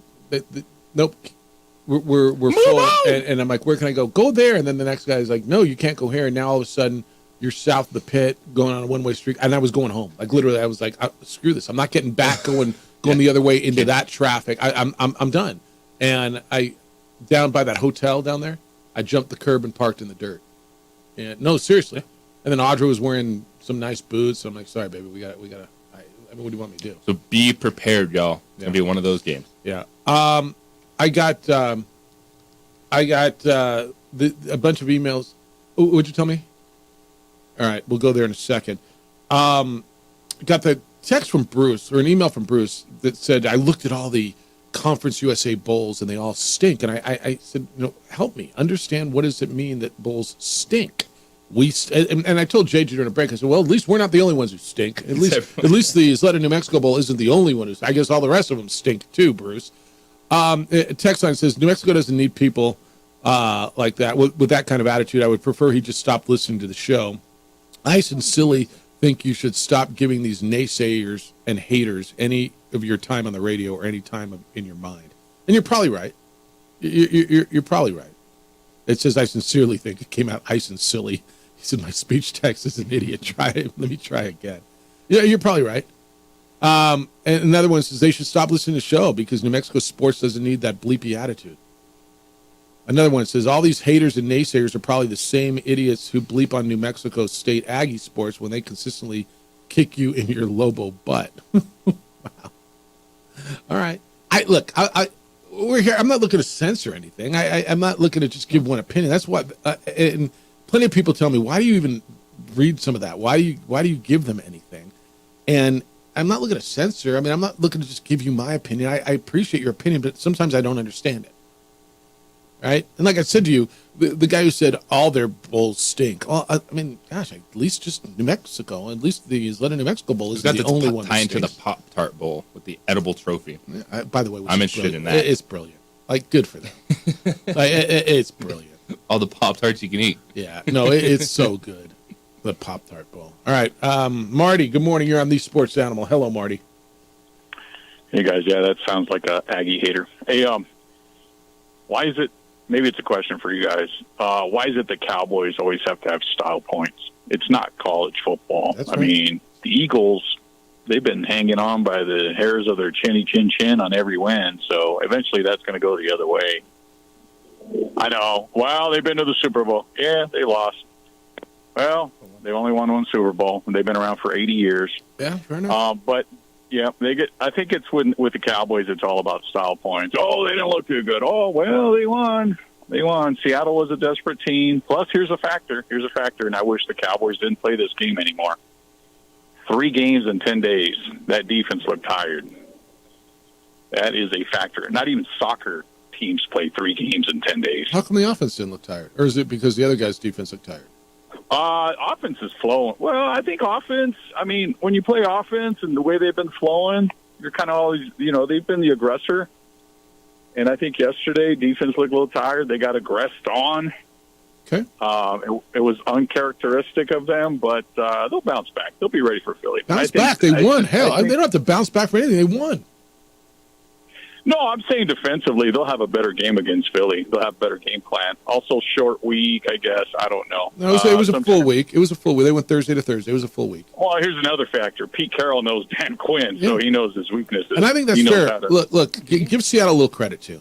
Gino played his best game of the year, and give them a little credit. No, yeah, 100%. I agree. Yeah. All right. I think it's a good call, Marty. Thank you. And his question, why are they the only ones who have to have style points? Miami's being viewed under the same lens. Miami, and because Dallas has given us nothing in the playoffs to believe in. It's been a long run in the playoffs where you get there and you lose. So the question of can they beat somebody of quality? So Marty has to go to, they've only won 1 Super Bowl. Okay, they've done that in, it wasn't 27 years ago. It was recent. Yeah, it was about. They were in the Super Bowl last year. They won in the playoffs. Jalen Hurts has won close games. And so for the Cowboys, they're going to be judged on the playoffs, but until you do something in the postseason, you're like, well, how can we figure out who this team is when we don't trust them in the playoffs? And people are going to also overanalyze them in the regular season to his point on style. Yeah, I think the reason is everything you said, and it's just even Cowboy fans are going, well, yeah, but right, and so look, I don't care that they only won by 6. I mean, that's what I'm asking. Does this count? Hell, they won. I don't care if they. Fine, I'm glad I didn't have to watch their 40-3 game, right? I mean, they blew some teams out. I'm glad I didn't have to watch that kind of garbage, but they won a close game. And by the way, we used to talk to Alfred about this all the time. Remember, there was a year where the Lobos were really good in basketball, and they won a lot of close games. They weren't blowing people. I don't know. And Steve talked about how important it was to win close games, to learn how to win close games, especially down the stretch. Win differently. Yeah. And the Cowboys yesterday, had to be on point offensively. It looked, though, in the second half, you're like, man, is this red zone stuff going to get them? They're kicking all these field goals. By the way, I have their kicker, so I was good with it. You're good with it. They came through. And the one thing I do agree with Marty on is the style points in the NFL. No, you're going to have to win games differently. Some games, it's going to be a defensive battle. Some games, it's going to be about the offense. Just because you might have thought something going in, they were 9.5-point favorites. How could it only be this? It's let the game tell the story. And yesterday it was just, man, you had two offenses that were on fire, and it was the Cowboys that were still able to come out on top, even settling for the amount of field goals they did. Yeah. Look at that. One line's open. Cowboy, let's go. Hi, Howie. What's going on? Hey, guys, I told DC I'm a little hoarse from screaming at my TV last night. But you're a winner. But, yes, sir. Was that Marty that was just up? Yeah.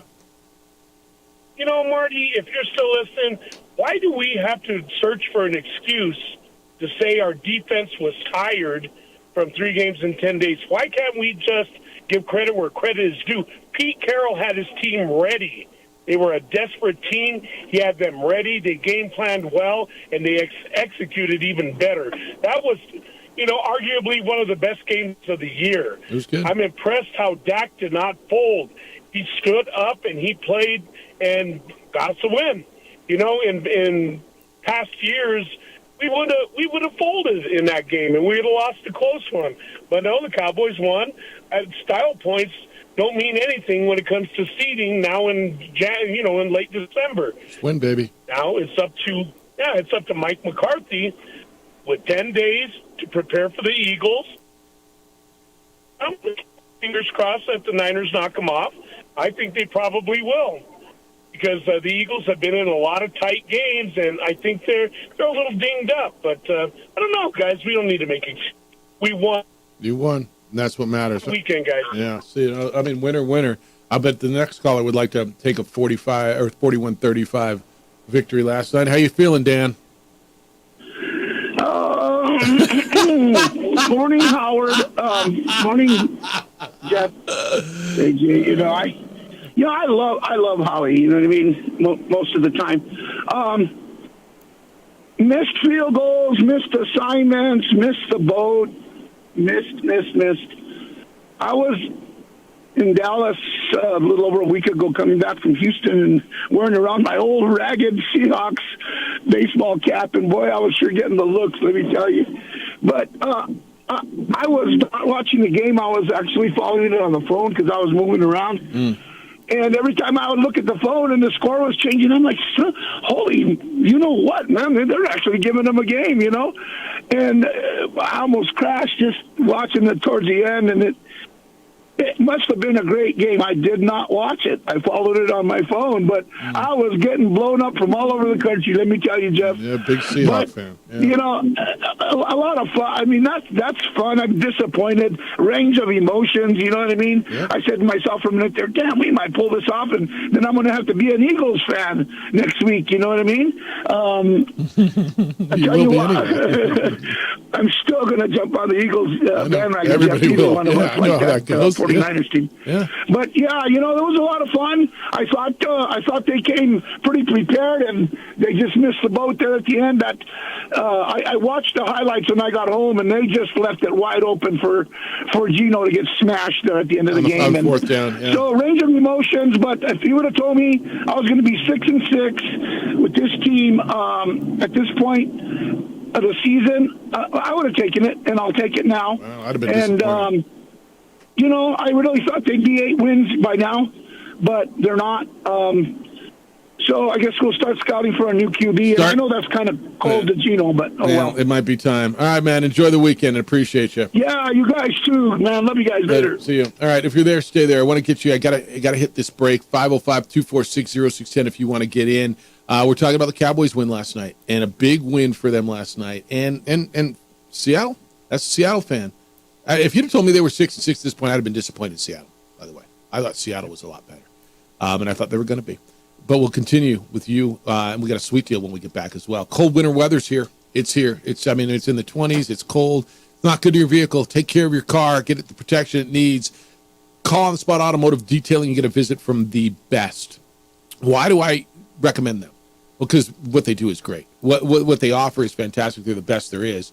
And they offer a service that nobody else does. They do it when it's convenient and where it's convenient for you. At your place. They come to you. You're working there in the parking lot. And they take care and detail your vehicle. When they're done, it looks and feels and smells like they took it off the lot. They have ceramic coating and paint protection film. It works like magic. We're talking about no more mud, dirt, and water stains. Their protective layering helps prevent UV oxidation damage to your car's paint. You got an opportunity to get a lifetime warranty. You can't go wrong at On the Spot Automotive Detailing. They also offer window tinting services for your vehicle. All the info is online, and you can book there, and it is a great gift. OTSdetailing.com. It's OTSdetailing.com. This report is sponsored by Ritz, a taste. We would like to thank the following sponsors for making this broadcast possible.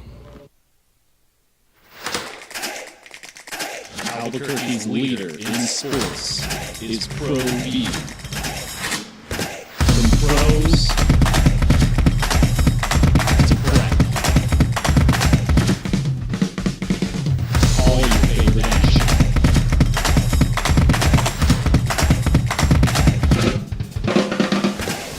All your favorite talk shows.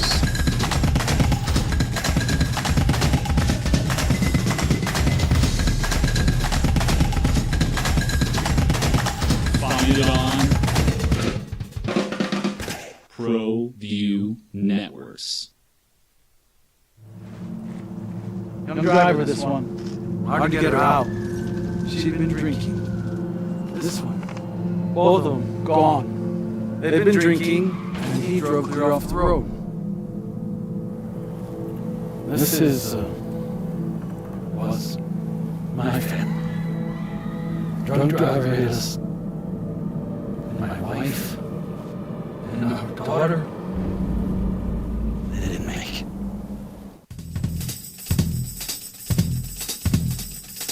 International Protective Services is a proud supporter of ProView Sports and New Mexico Youth Athletics. IPS provides residential and commercial security services in the Albuquerque metro area. For more info, please call 505-897-2420 or visit internationalprotectiveservice.com.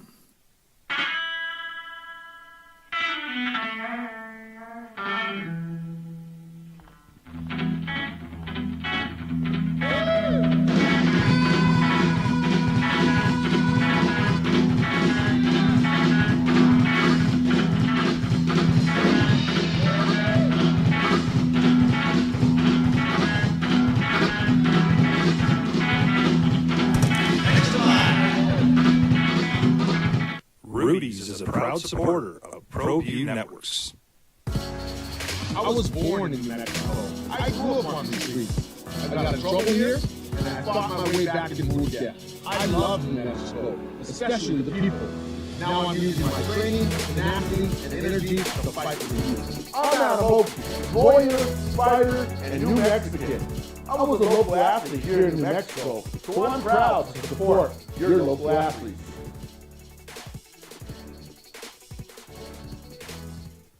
Don't sacrifice quality and flavor when you're in a hurry.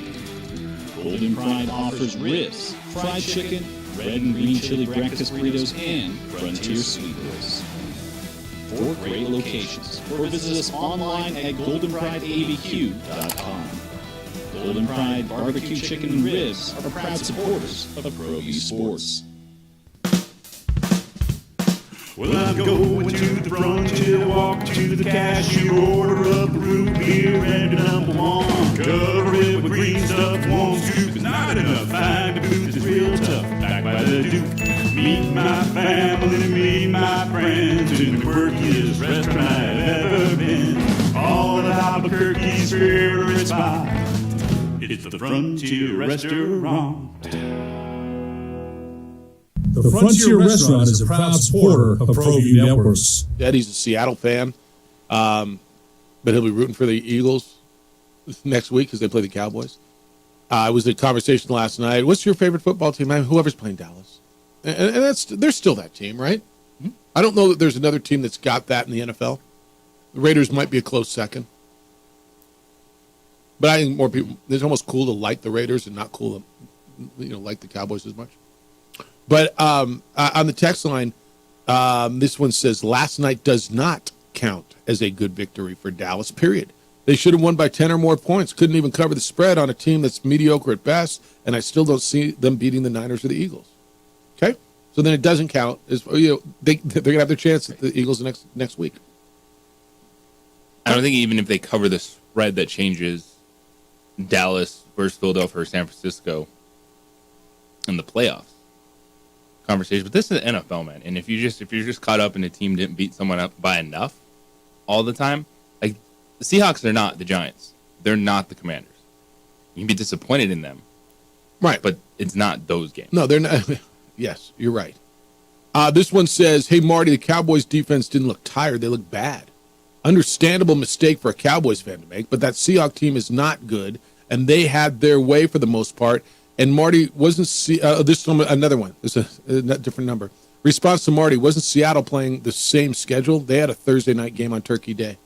So yeah, I mean, I don't know if they looked tired or if they what it was, but I mean, they weren't great. Sometimes dudes are going to make plays. Like DK Metcalf. I mean, the other dude. teams, the other teams pros too. Like they couldn't stop him. I don't know. JT, good morning. You're on the Sports Animal. Hi, JT. I've been trying to get a hold of you guys all week, and then I lose service. Here we go. Here we are. So I'm a passionate Dallas Cowboy fan, Jeff. Yeah. But I'm realistic, okay? I'm realistic. These next 4 games is what it's going to be about. It's not our fault. You have to win these games to get to the tournament, right?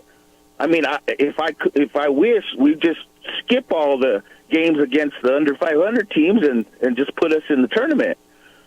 Philly is playing the same conference. They're playing the same NFC West, AFC East schedule, but nobody says anything about how they do against them, right? So that's all right. These next 4 games is what I'm ready to, this is what it is. These next 4 games, we'll tell the story. So that's what I'm waiting for. You have to play the games that are on your schedule. That's right. And we pretty much proved that and we smashed them. So let me move on to the New Mexico Bowl because I'm coming up, getting ready for that already. Nice. And what I need you to do, Jeff, is go into your meeting or whatever and say New Mexico State is going to play the loser of the Mountain West Championship, and that's it. And that's it? Just demand it. I don't care what any of you other guys say. Dang. No, I'm just playing. All right, I'll work on that. Day and the weekend. All right, Let's be go. careful. College football, NFL. Let's do this. Enjoy it, JT. Thanks. All right, I'm going to go and make that demand. It's a good demand. Do you know who I am? Damn it. I'm on it. This is actually pretty good. On Bruce's email on all New Mexico Bowls, New Mexico State's bowl options stink. Johnny says, Jeff, all the bowls suck, including New Mexico Bowl, unless UNM's playing in them. That's Lobo Logic 101. I don't know what all people think that. I think it's some people's logic 101, and I think it's bad logic. Let me tell you what good logic is. For you to take advantage of our sweet deal, because this is one of our most popular sweet deals, and our most popular sweet deal model. Are you our sweet deal model? Like, can you be like, Mackenzie would be like the Vanna White of sweet deal. Can you be that? Can we turn the cameras on and like get you going? You all right with that? Like, here, I'm turning the camera that way. See, there's Mackenzie, and she's there for you. How are you, by the way? Good. How are you? I got to set my camera back up. Good. All right. So we got Cello Grill today. For $25, you get $50 worth of the deliciousness that is Cello Grill. It's they got holiday catering, and if you got a turkey hangover, you can go over to Cello's and have lighter, healthier options. And they are conveniently located. They should be on your lunch rotation. What's going on? Everything good over there? Yeah, it's great. We're getting ready for the holidays. Right now, if you place your holiday catering order in December at Cello Grill, you get 15% off. I just saw that number, 15% off right now. Like, when does that run through? All through the end of December. Really? Yeah. So I get 15% off my holiday catering at Cello Grill? Yeah. What's the most popular catering item? Like, what are people asking for? A lot of people go for our grilled chicken kebabs. Because they're awesome. Yeah, and our rice and our hummus we make fresh in-house. Does that come with everything? The rice and the hummus, is that what kind of with every meal? You Most? you could customize it. So all our catering packages are pretty customizable. When you go, like, you're going to lunch today. What are you ordering? What's lunch today? I usually go with the chicken kebab. Good. By the way, the gyros over there are so good. Oh yeah, our gyros are really good. And then we also have like cello bowls now that are pretty good as well. How many different ways have you heard Gyro pronounced? Gyros, gyros, heroes, hyros. I mean, like, it's gyros, right? Yeah. What's a Greek accent sound? I don't even know. I always said gyros instead of euros. I don't know. I mean, is that just the wrong accent? It sounds about right. Everyone says it different. You guys, it's like, call me whatever you want, just don't call me late for dinner, right? I mean, I want a gyros, I want a gyros, I'm going to get fed. That's when you walk in, you're like, I hope there's a number by this. I just ordered number 6. Yeah, it's www.chello, and you can hit it. That'll show your specials. They got weekly specials, daily specials, holiday gift cards, a terrific stocking stuffer as you're out there.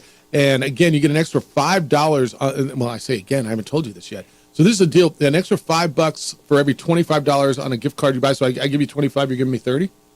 Yeah. See, we give you like a bonus. Right yeah, we give you like a bonus $5 card for every $25 gift like card. Santa Claus or Gyro Claus or Gyro Claus. Yeah. I tell people where you are and everything else. That, I mean, there's probably a zillion things I missed, but make sure people understand where you are because you're right in the middle of town. Yeah, so we're at 5010 Cutler Avenue, just on Cutler and San Mateo in that Old Navy shopping center. Yeah, let me make this easy for you boys and girls. It's basically San Mateo and I-40. On the north side of the freeway, on the west side of the street. It's that old, if you haven't been there in a long, long time, the old Boston Market used to be in that place, right? That's where Cello Grill is. It's convenient. It's easy in and out. Hey, where do you want to go to lunch? Well, I don't know. Where do you want to go to lunch? I don't know. Cello Grill, for crying out loud. Go to lunch. Take advantage of our sweet deal. It's on our website, sportsanimalabq.com. You click on the sweet deal icon. You do it at 9 o'clock because about 9:04 or 5, they all gone. They go quick, huh? Yeah, they definitely do. All right. If we don't see you before, she is our super sweet deal model, Mackenzie. It's great to see you. Happy holidays to you. Thank you. You too. All right, it's the opening drive on 95.9 FM and AM 610. The Sports Animal, your home not only for gyros and Cello Grill, but for Monday night and Thursday night and even Sunday night football.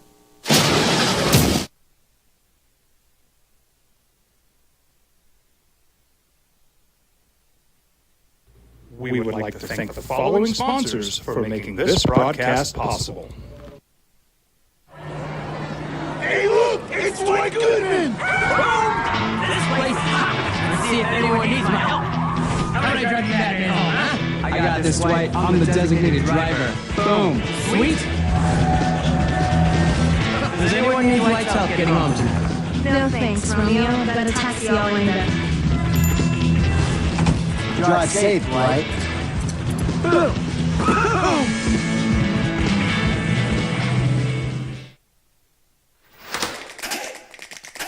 Albuquerque's leader in sports is Pro View. From pros to prep, all your favorite action.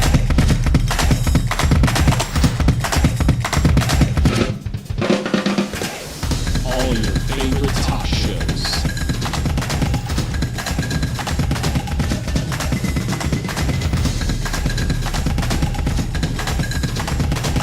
Find it on Pro View Networks.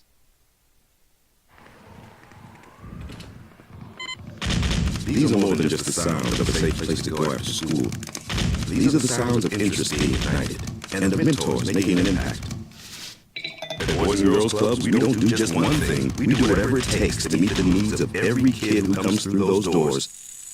Because whatever it takes is what it takes to build great futures. Great futures start here.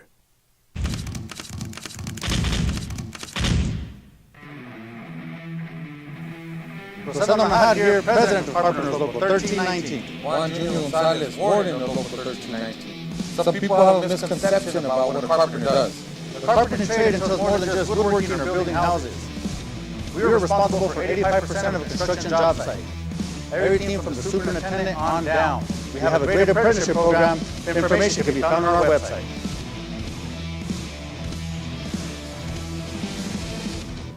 These days, it's important to know people and businesses you can trust. There's a lot of places where you can buy a vehicle, but there's only a few local dealerships where you'll find honest people who have your best interests in mind. And Fiesta Kia is one of them. We've been helping our neighbors save money and drive dependable cars for years, and we'd love to help you. With new Kias arriving daily, you'll love our selection and the peace of mind you'll get driving a Kia from Fiesta. So stop by and see us today at Fiesta Kia on Lomas, or just start driving now at fiestakia.com.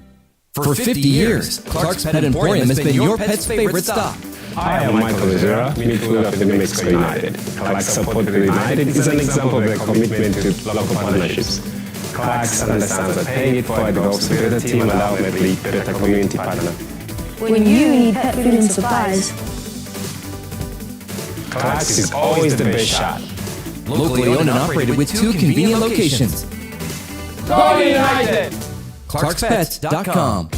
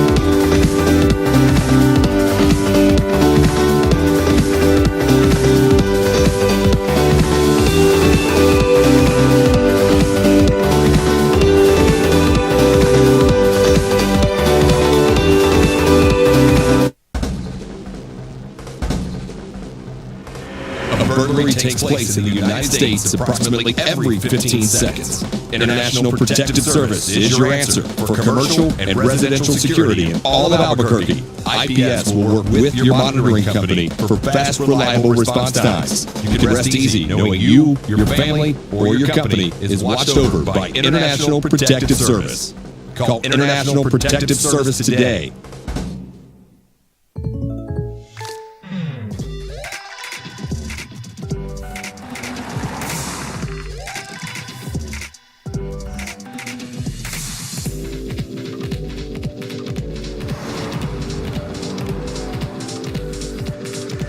Surprisingly great race? Contact your local State Farm agent today.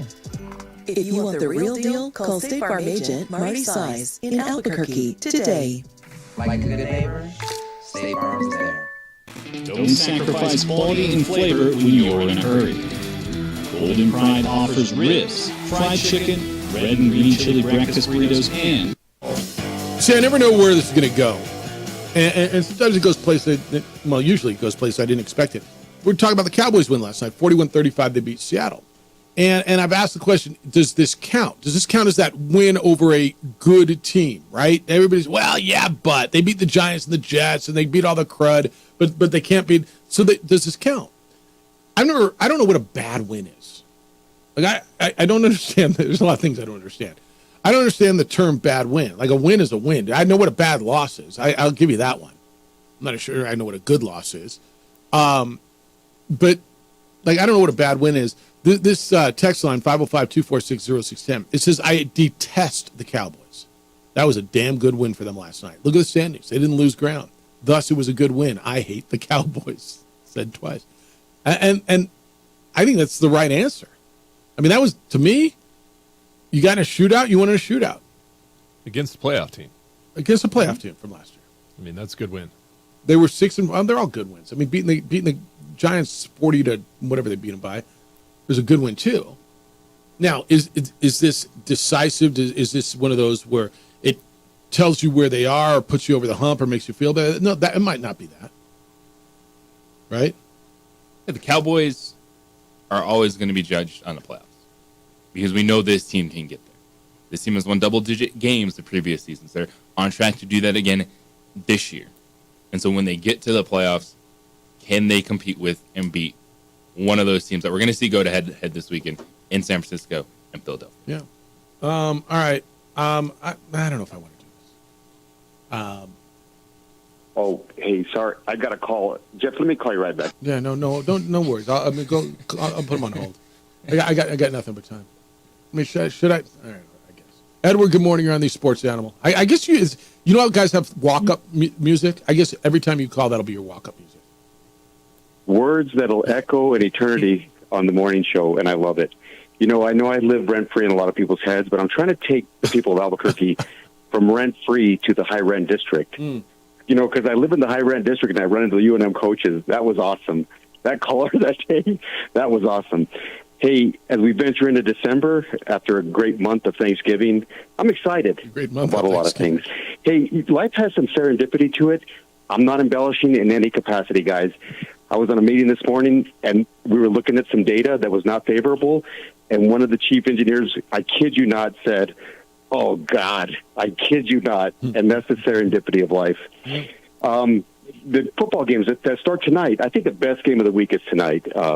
Oregon and Washington. Do you know Oregon's a 10-point favorite? I saw it at 9.5. Yeah, I saw it at 9.5. Yeah, 9.5. I think Oregon is going to win. The Texas spread is 15. I think Texas is going to win soundly. I think UNLV is giving 2.5. I'm sorry, getting 2.5. I hope they win. I think it'd be good for the conference if UNLV won. And then the Georgia spread is -5. I think they're going to cover. The Michigan spread is -22. -22, 3 touchdowns. And the over-under is like 35.5 or something? It's something crazy low, yeah, because Iowa can't score. Iowa can't score. Root for the punters, my friends. And then FSU, I think, unfortunately, with their injury to their quarterback, is getting 1.5. Giving 1.5. I think the best-case scenario is FSU gets beat, right? Because they're not going to compete without their quarterback in the Final Four. Unfortunately, I think you're right. Then, yeah, and then hopefully, Texas or one of the better teams sneaks in, and we get a great Final Four. Not like TCU last year. Honestly, I think TCU could have lost by 80 last year had Georgia not pulled off. I really believe it. Hey, 2 great NFL games. 49ers, they're favored at the Eagles by 3. I think the Niners are going to beat them. I think the gauntlet that the Eagles have had to go through the last month or so, I think they're going to be a little tired, worn out, but they just find a way to win games. They're resilient. And a sneaky, really great game this weekend, the Texans are getting 3 at home against the Broncos. I think it's going to be a great game. And the Broncos are resurgent, and I think if they get into the playoffs with that good defense and a proven quarterback, they can compete with anybody. Hey, I enjoy the banter. It's fun. It's really entertaining. You guys have a great weekend. Later. The Texans game is actually really... Is it Texas Broncos? Yeah, Houston and Denver. Who's going to win? That's... You got the dynamics of C.J. Stroud exciting, opening things up, making big plays. Sean Payton talking this week about how he watched the film. C.J. Stroud looks like a veteran to him versus the just settle in, kind of new ceiling, new level. Russell Wilson and the Broncos offense. I'm excited to see C.J. Stroud against the defense that has been playing really well. And the reason the Broncos have been winning games is because they're turning their opponents over, and that's going to decide the game. C.J. Stroud turns the football over, Denver can win. Who's going to win? Who's going to win? Is this my red zone? Yes, but Okay, it's all right. No, let's hit it in the next segment. Well, it is interesting though. CJ Stroud is something. I'm so impressed with that guy. The Broncos defense has looked a lot better, but I tell you what, Stroud can go out and put a performance together that first of all solidifies his Rookie of the Year, which some people have probably said it's been wrapped up for a few weeks now. But if he goes out and he takes It's them solidified. out, you think it already is solidified? Who else are we talking about? Give me a you're rookie. right. Give me a rookie that's challenging. Yeah, at this point, it's. Who do you got? No one. I think it's Not solidified. Yeah, that's true. Well, either way, I think with both of them looking at the playoffs, on the outside looking in right now, I think Texans probably win it just because they're at home. But my biggest problem is the Broncos are receiving. They've done the best with what they have, but without having a number one, it's just so tough to get the points and play the games they want. But I guess they put up 29 last week, so who knows? Let's go down the stretch and we'll see it. All right. When we come back, we're going in the red zone. Who needs to win more this weekend? What are your thoughts on? Well, I'll tell you that because you want to hear it. And the best storylines that you should watch over the weekend in the National Football League. We'll do that when we come back. Hey, the number's growing. International Protective Service has hundreds of homeowners who trust them to install alarms and cameras and keep their eyes on those homes and businesses and to respond quickly if the alarm goes off with an armed, trained officer. The reality is police aren't coming for hours, if they come at all, and in most cases, IPS is there in 7 minutes or less. During the holidays, you're going to be traveling, going to parties, you're going to have packages delivered. Almost nothing worse than coming home to find you've been a victim of a break-in. Have you noticed IPS officers at local stores, Targets, Walmarts, whatever? IPS is making a major difference for them, and they can help you too. They've helped me. I have had IPS watch my home for years. They come by every day. I see Officer Crespin on a regular basis.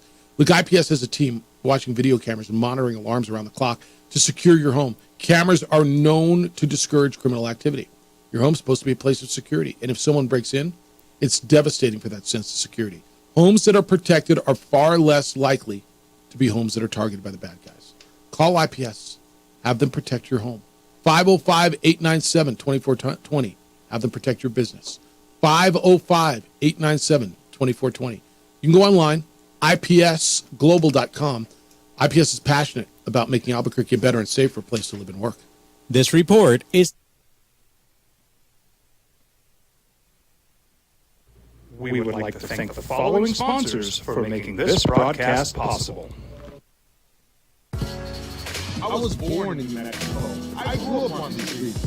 I got in trouble here, and I fought my way back to Murcia. I love New Mexico, especially the people. Now I'm using my training, tenacity, and energy to fight for the youth. I'm Adam Hope, lawyer, fighter, and New Mexican. I was a local athlete here in New Mexico, so I'm proud to support your local athletes.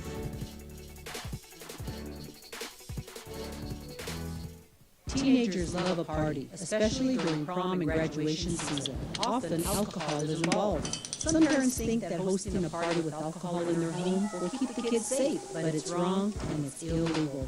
As a parent, to allow your teenagers, underage friends to consume alcohol on your property is a felony. Parents who host lose the most. Don't be a party to teenage drinking. This is a program of the Drug Free Action Alliance. For more information, go to burnco.gov/do-not-host. Rosendo Mahad here, President of Carpenters Local 1319. Juan Junior Gonzalez, Warden of Local 1319. Some people have a misconception about what a carpenter does. The carpentry trade entails more than just woodworking or building houses. We are responsible for 85% of a construction job site. Everything from the superintendent on down. We have a great apprenticeship program. Information can be found on our website.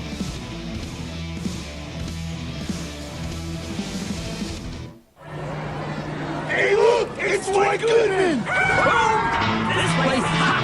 Let's see if anyone needs my help. How about I drive you back at home, huh? I got this, Dwight. I'm the designated driver. Boom. Sweet. Does anyone need lights help getting home tonight? No thanks, Romeo. I've got a taxi all lined up. Drive safe, Dwight. Boom.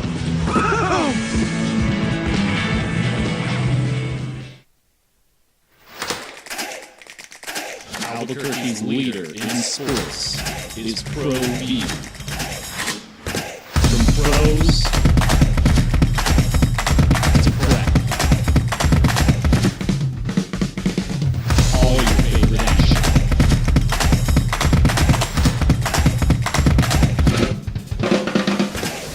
All your favorite talk shows.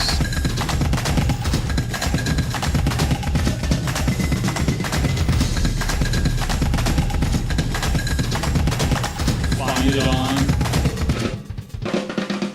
ProView Networks. Seriously? You expect me to drive while you aren't wearing seatbelts? What's the worst that can happen?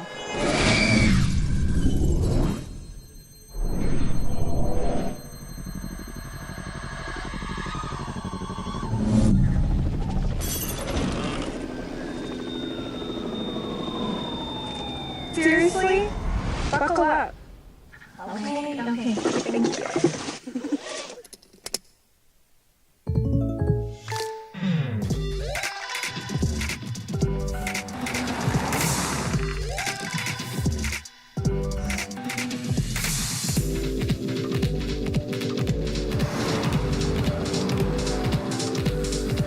For your surprisingly great race, contact your local State Farm agent today.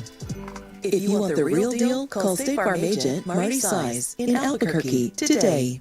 Like a good neighbor, State Farm's there.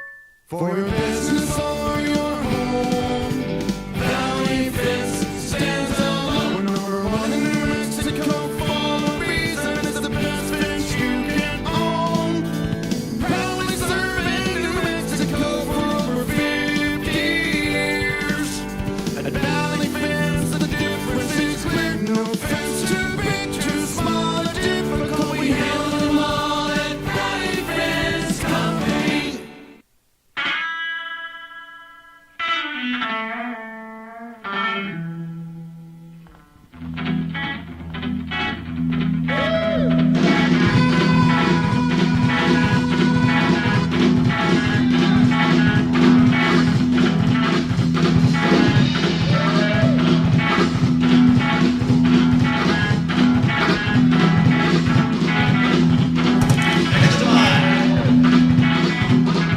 Rudy's is a proud supporter of ProView Networks.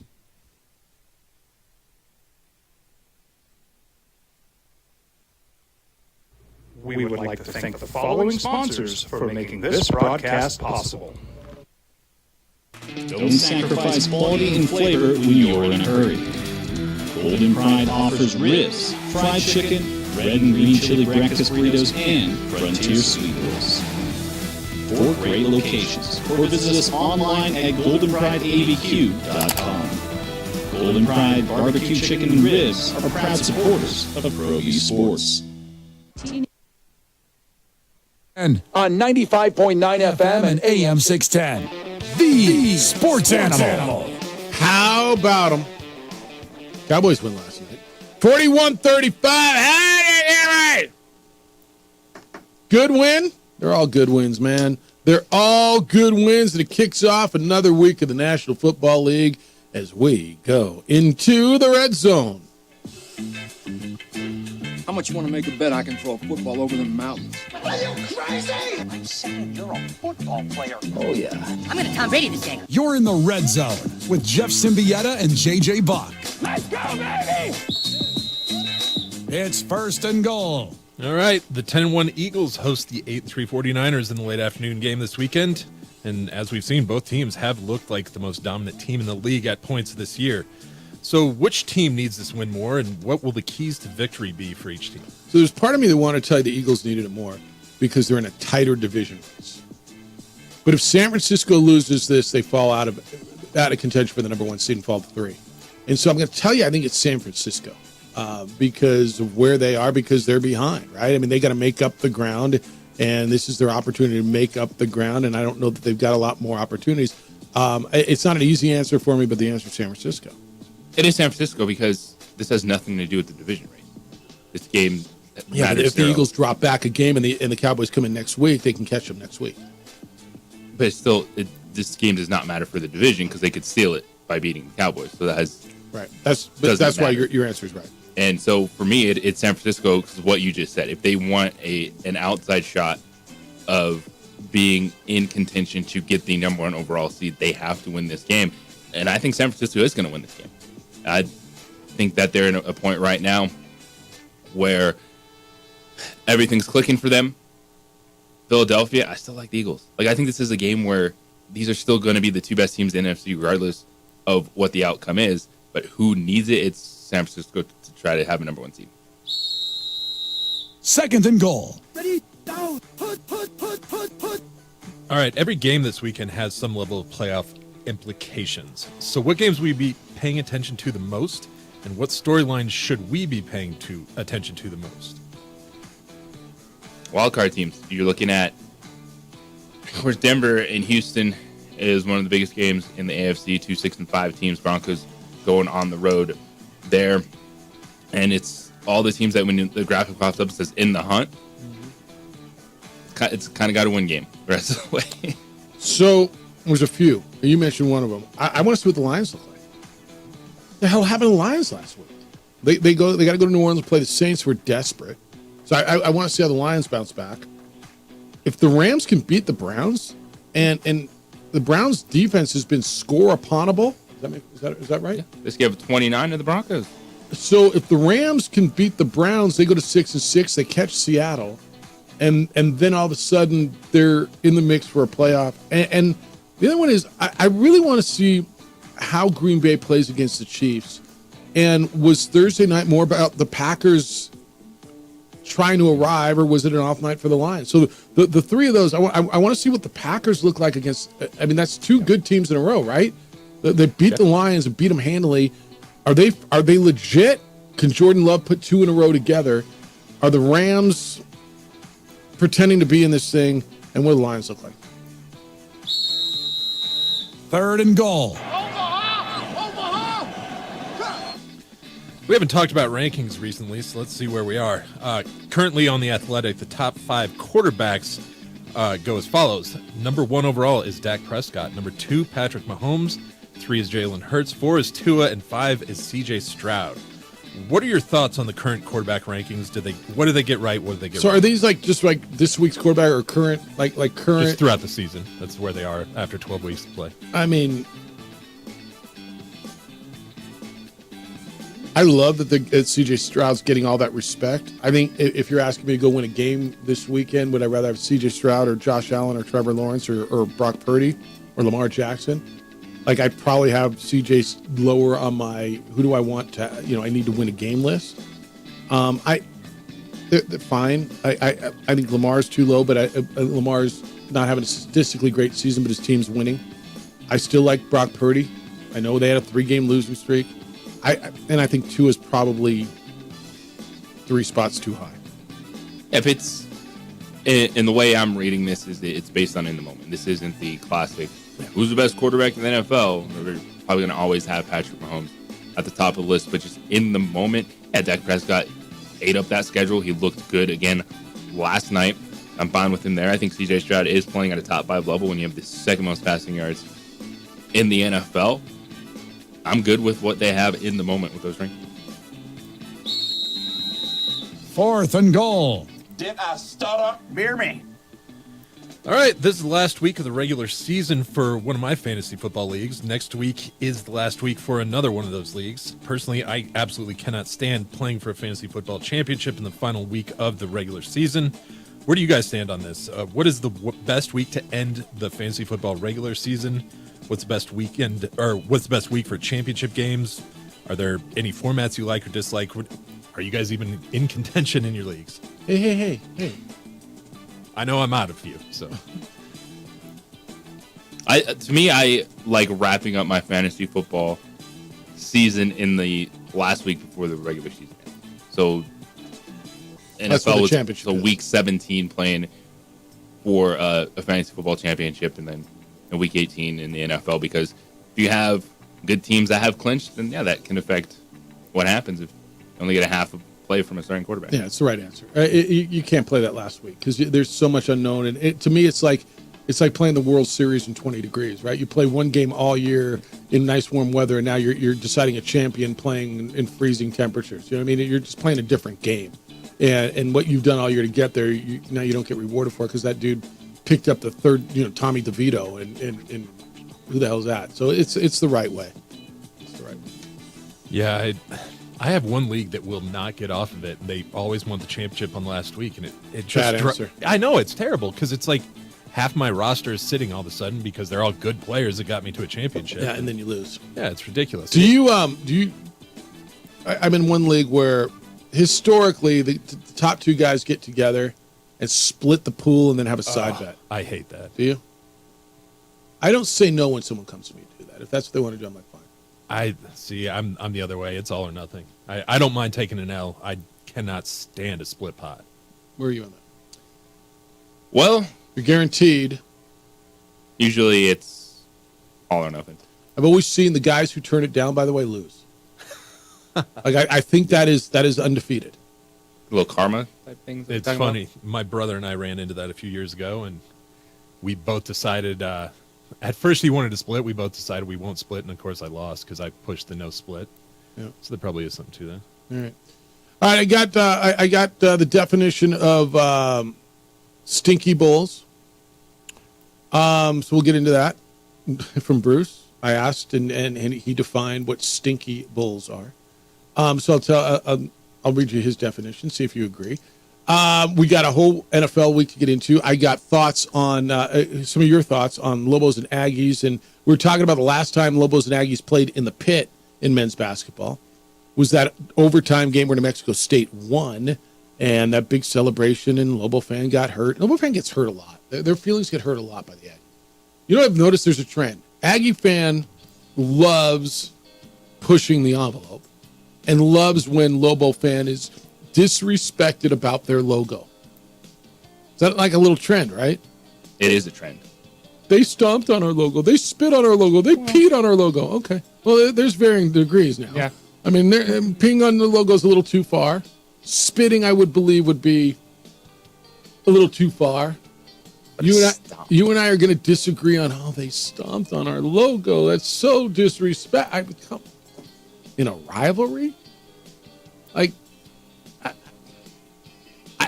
I'm not there. It's not why you're doing it. It's because it's a disrespectful act, so you want it to upset them in a rivalry. Okay, but I mean, it's not too far. It's not too, like, it's stomping too far. I guess I'm just not that sensitive or easily offended. Oh my goodness, they went too far. They stepped on Louis' head. They stepped on him all damn game. They ran over it how many times? You want me to run the replay back and how many? But yeah, but they didn't stomp on him. Okay. Well, I'll get your thoughts. It's the opening drive on 95.9 FM and AM 610. The Sports Animal, your home for Sunday night and Monday night and Thursday night football.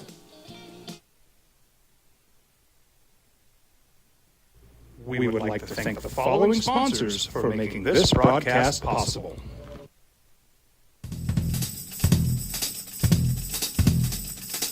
International Protective Services is a proud supporter of ProView Sports and New Mexico Youth Athletics.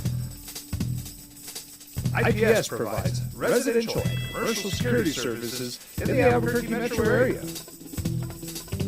For more info, please call 505-897-2420 or visit internationalprotectiveservice.com.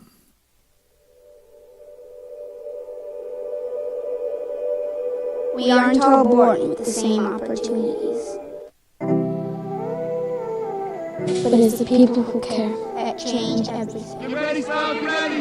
My coach, my teacher, my older sisters, my grandma, my brother, my tutor, my dad, my mom. As Mexicans, it's up to all of us to do our part. So that no child goes without love. And no family has to do it all on their own. They're all our children. Every single person is called to make a difference in the life of a child. It's up to all of us to do our part. To pull together. Pull together. Pull together. To make New Mexico the best place to be a kid.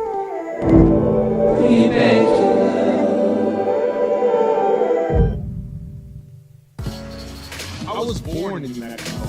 I grew up on these streets. I got in trouble here, and and I fought my way back into Mood Gap. I love New Mexico, especially the people.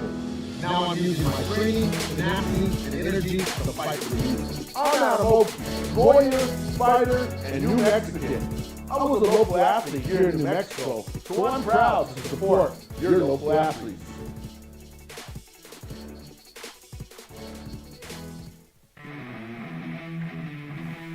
Rosendo Mahad here, President of Carpenters Local 1319. Juan Junior Gonzalez, Warden of Local 1319. Some people have a misconception about what a carpenter does. The carpentry trade entails more than just woodworking or building houses. We are responsible for 85% of a construction job site. Everything from the superintendent on down. We have a great apprenticeship program. Information can be found on our website.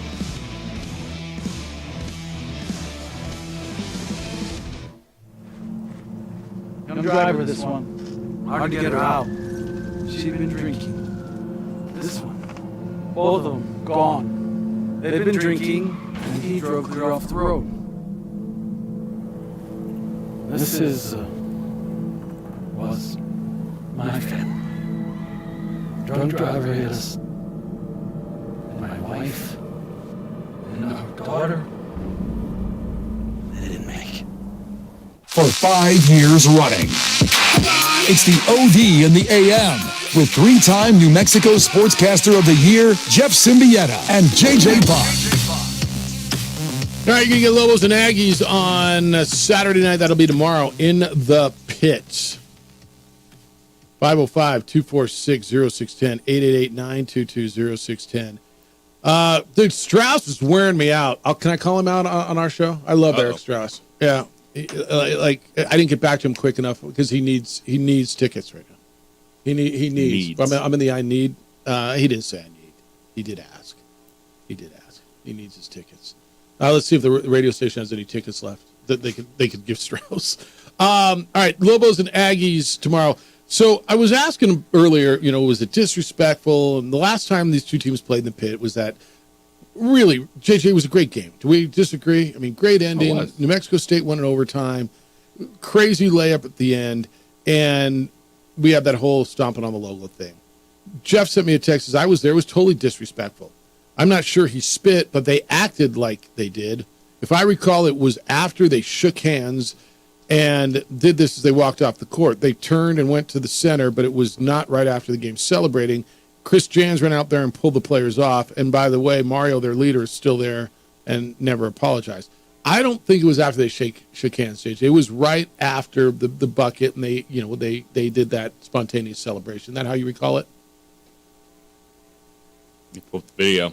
Yeah, I'm pretty sure that's how that went. And it says that was the first of many episodes that has happened with New Mexico State basketball. And once again, Mario was awarded a new 5-year contract. I'm going to just tell you, my take on it is this is a rivalry. And a team won on a last-second shot in overtime on the road, celebrated, and I'm not that easily offended. Now, if they spit, I think that's too much. I'm not that easily offended if they stomp on our logo when they beat us on our floor. That I got to lose my mind. I don't like it. I'm not telling you got to like. It would piss me off. I like bleep that. I would remember it, and I'd want to go stomp on theirs. I want you to keep in mind, all of those guys are gone. When you boo tomorrow, you're gonna boo like you don't even know 3 guys on that team. I'm not sure they know each other's names. They're so new together, right? Every one of those guys on coaching staff, the team, it's turned over twice since then. Yep. So, I mean, the guys that are going to come in there wearing crimson or black or whatever their road uniforms are going to be, those guys weren't part of it, and that doesn't mean you have to treat them, love on them. I'm just going to tell you, those weren't the dudes that did it. Okay. Yeah, I'm just fact. I'm not telling you need to love them. I'm just fact. That's my thoughts on it. And I know you don't have to get there. The video don't lie. The shot was made. They went to the logo. Details matter for credibility. Yeah, it was right after it, right? Yeah, it was all in the moment flow of that game-winning shot. In fact, let them be disrespectful and then kicked their butts on the field instead of crying about it. I'm not even sure. Is that the end of it?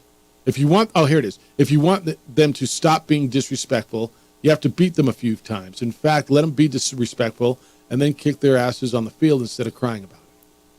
Okay? This one, another one. Lobos have won 3 of the last 4 in hoops. No, that's right. That's right. And the Lobos should sweep them this year. Don't we both agree Lobos have a better basketball team than the Yankees? Yes. Now, rivalries tend to do different things and go crazy. Yeah. Yeah. This is kind of funny from Travis. Edward, how did you go from hitting legend status with the best call of your life this week, then end the week with the same mediocre call script? Maybe just pick 1 or 2 topics to deliver bad takes on and save us all the survey of sports. It's from Travis. Oh, hey, sorry. I got a call. Jeff, let me call you right back. That was his best call ever, according to like almost every other call. All right. I'm not gonna lie, dude. I'm looking forward to Saturday night in the Pit. Of course.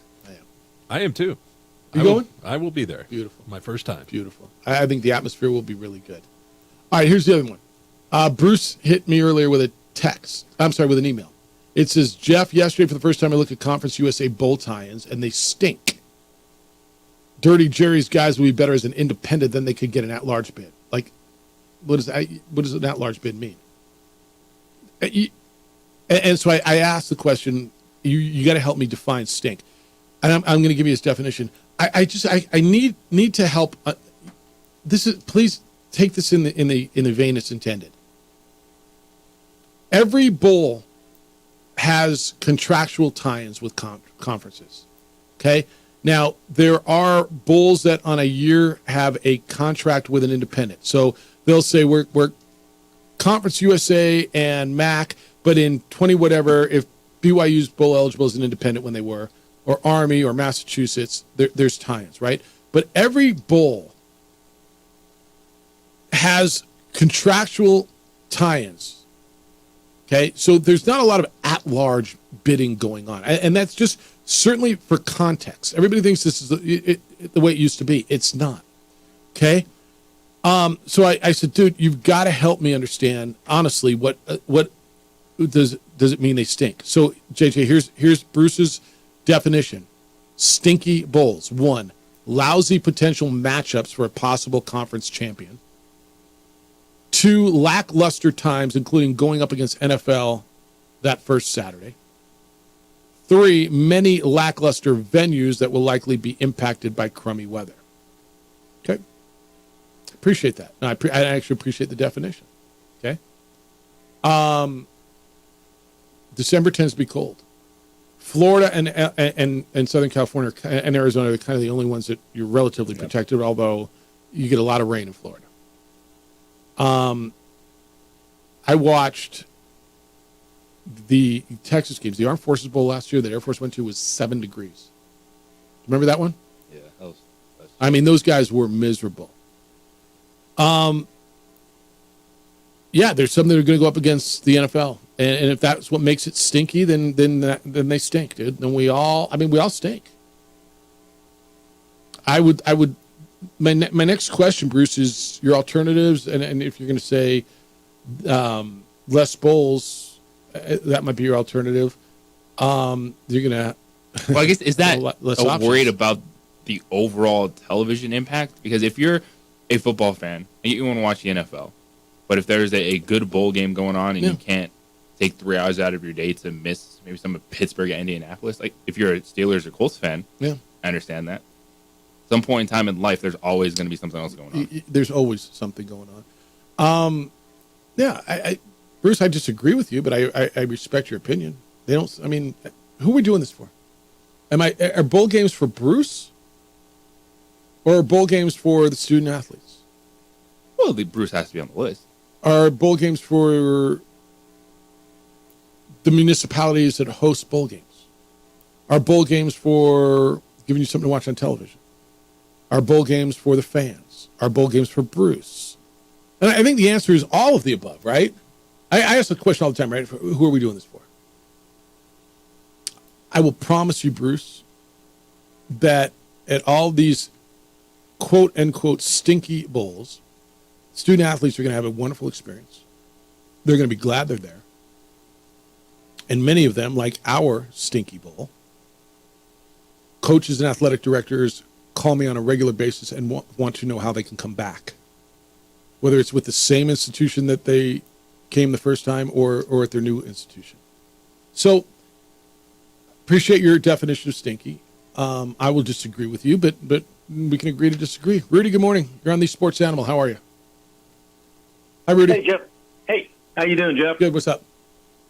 Looked like a sold-out crowd last night at Hooters. No doubt. Was that just pretty much about everybody on the board? Well, there was a lot of people there. I mean, it was a great vibe in the room and a lot of excitement for the 18th annual Isleta New Mexico Bowl. I'll tell you that.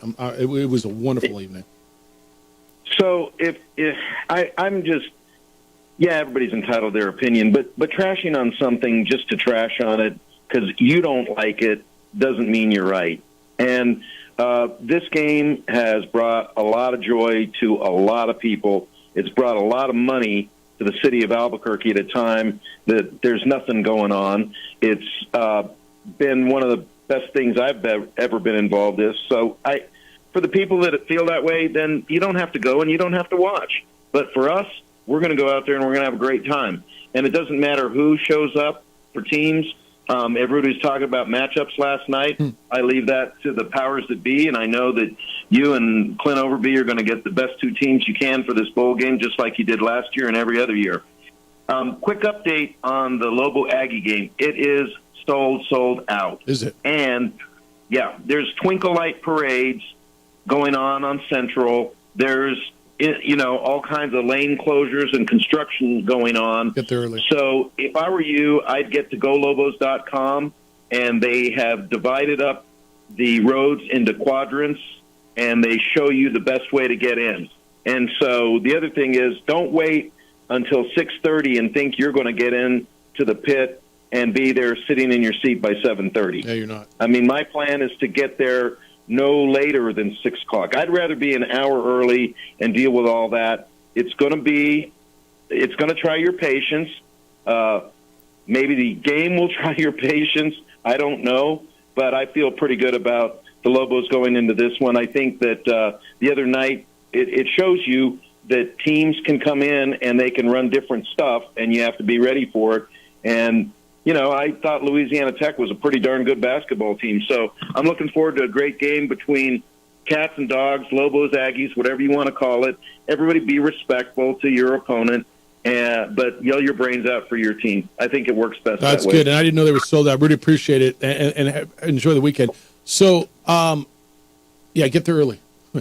And that way you don't have to park down the street somewhere. Hey, can I give you this?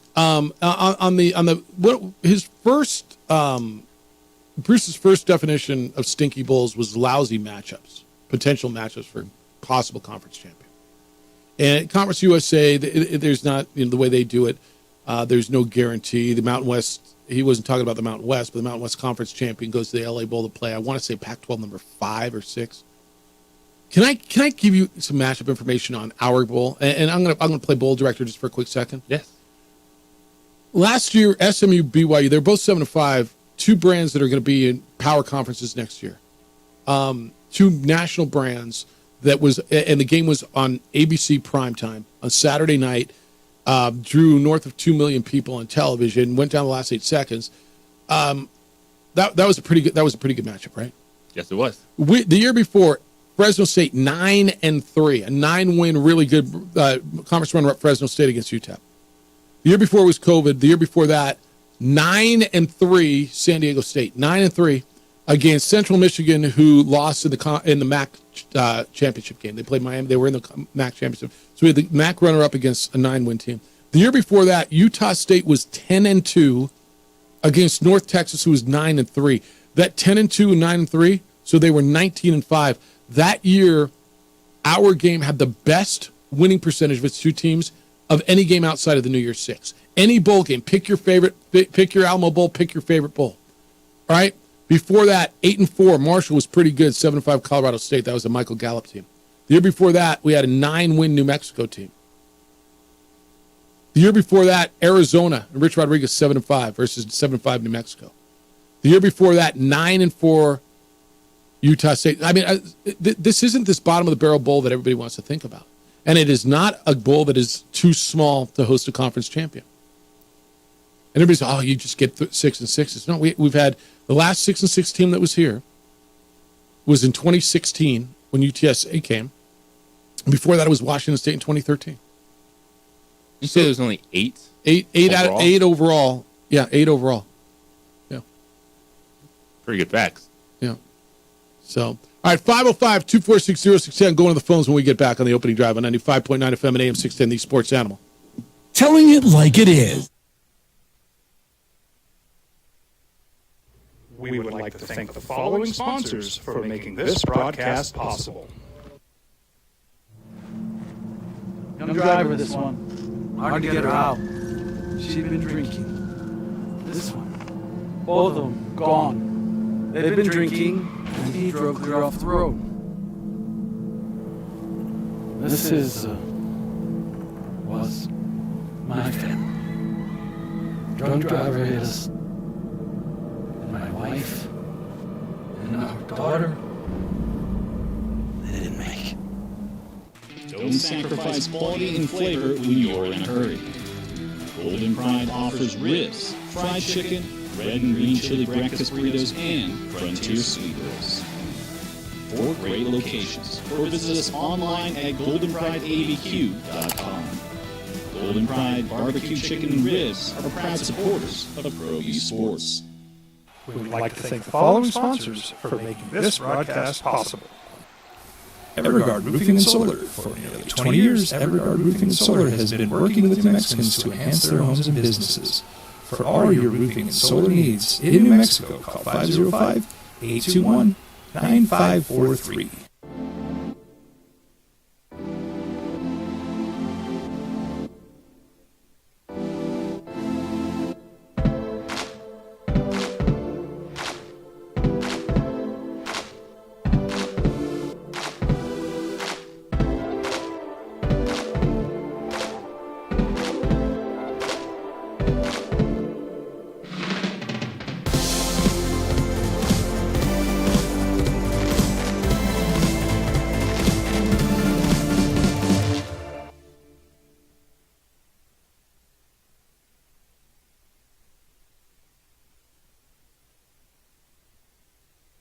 We would like to thank the following sponsors for making this broadcast possible. Hi, my name is Daniel Chavez, and this is my business partner, David Chavez. We are the owners of Indeed Safety. Indeed Safety is a local safety consulting company helping our clients with their safety needs for their projects. One of the things we pride ourselves as a construction safety company is helping our men and women in construction get home safe every day to their families. Indeed Safety is a proud supporter of ProView Network.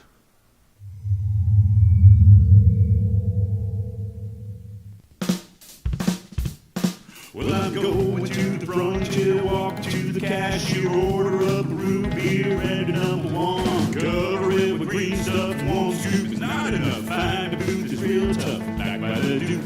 Meet my family, meet my friends in the quirkiest restaurant I've ever been. All of Albuquerque's favorite spot, it's the Frontier Restaurant. The Frontier Restaurant is a proud supporter of ProView Networks. For your business or your home, Valley Fence stands alone. We're #1 in New Mexico for a reason. It's the best fence you can own.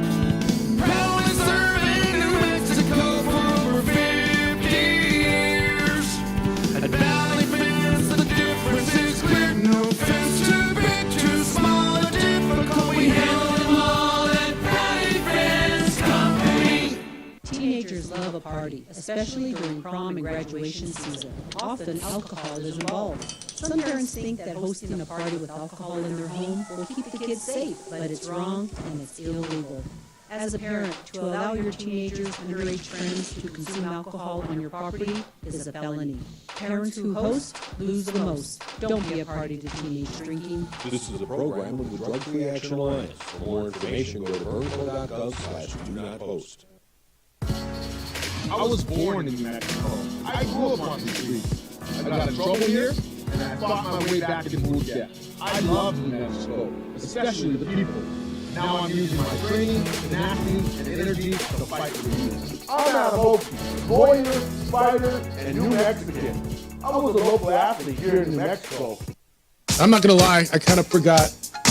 I mean, Give me a hoe if you got your funky bus fare.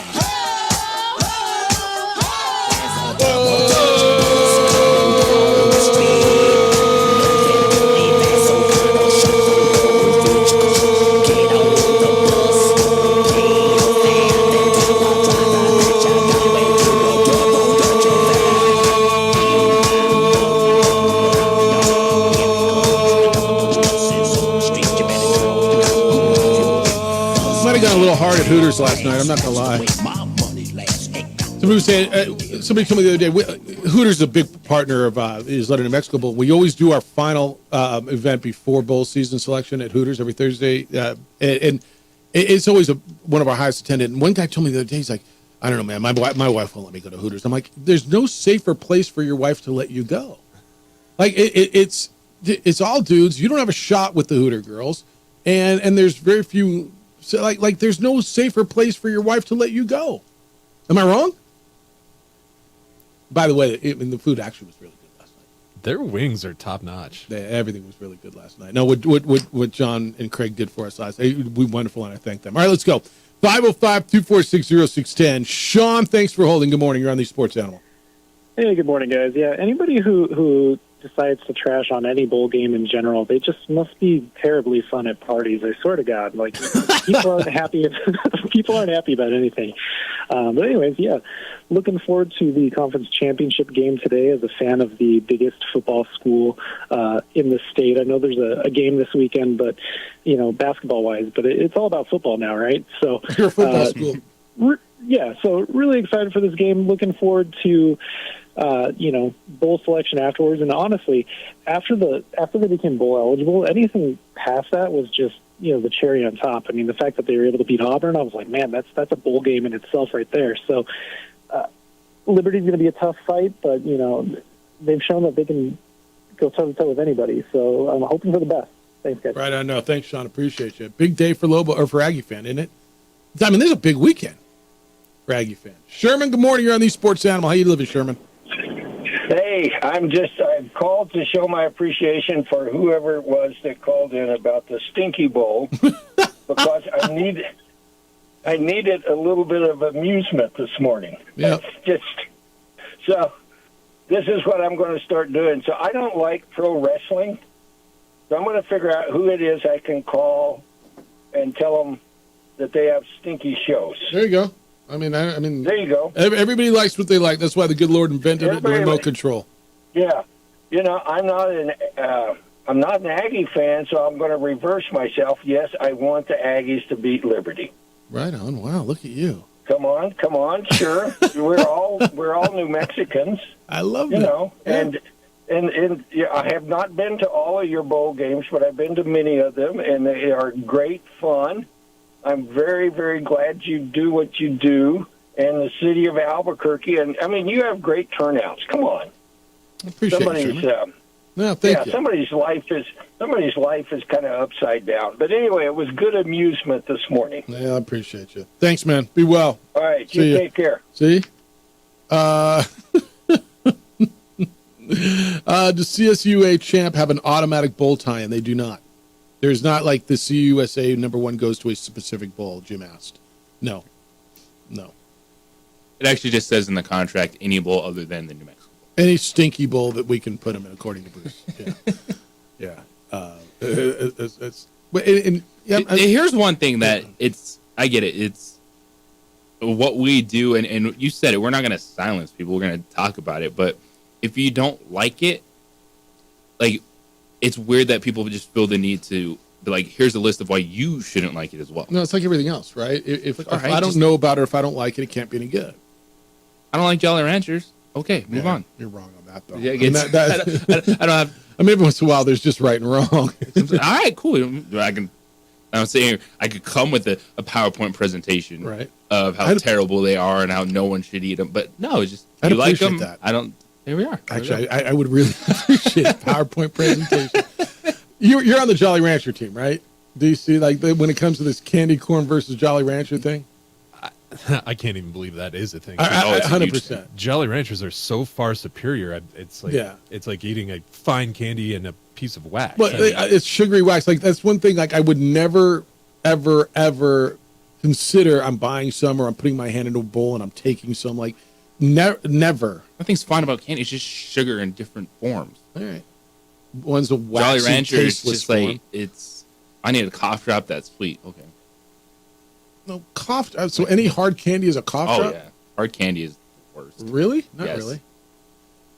Remember Paul Weir's answer? I like pink Starburst. I'm like, well, I mean, those are pretty Yes, you good would, too, so, yeah. but really, that wasn't one of your options. I mean, I like pink Starburst too now. What color? That one's probably pretty universal. Everybody likes pink Starburst. You like pink Starburst? Love pink Starburst. All right. So we all agree on one.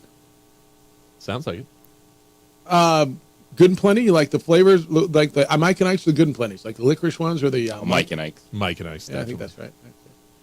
M&M's, plain or peanut?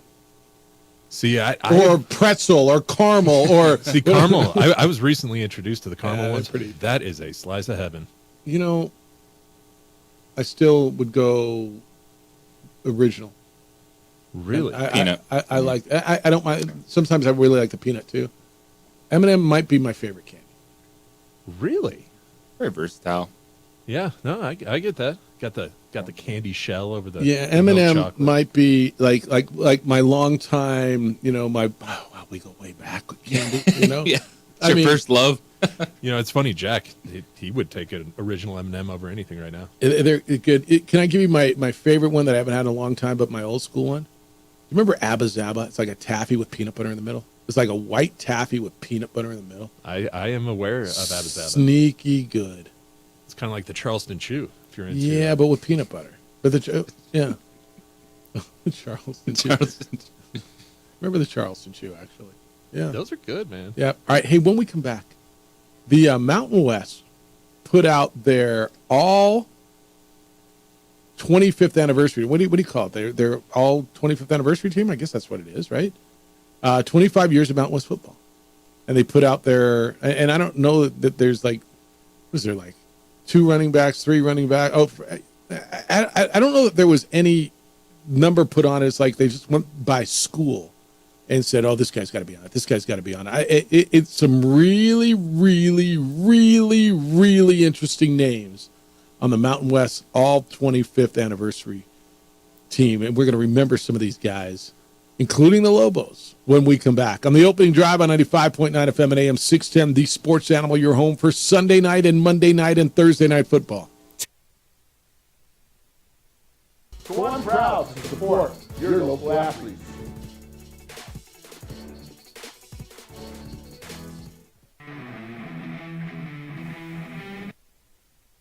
We would like to thank the following sponsors for making this broadcast possible. Hi, I'm Steve Sucker here for Dr. Robert Melendez and the Juliet Eye Institute. You may remember me like this, but no more. The glasses are gone. I tossed them months ago because of a brand new procedure from Dr. Melendez known as RLE, Refractive Lens Exchange. The latest technology, the best eyesight I've ever had in my life, and you can check it out by clicking on the link in the description right here.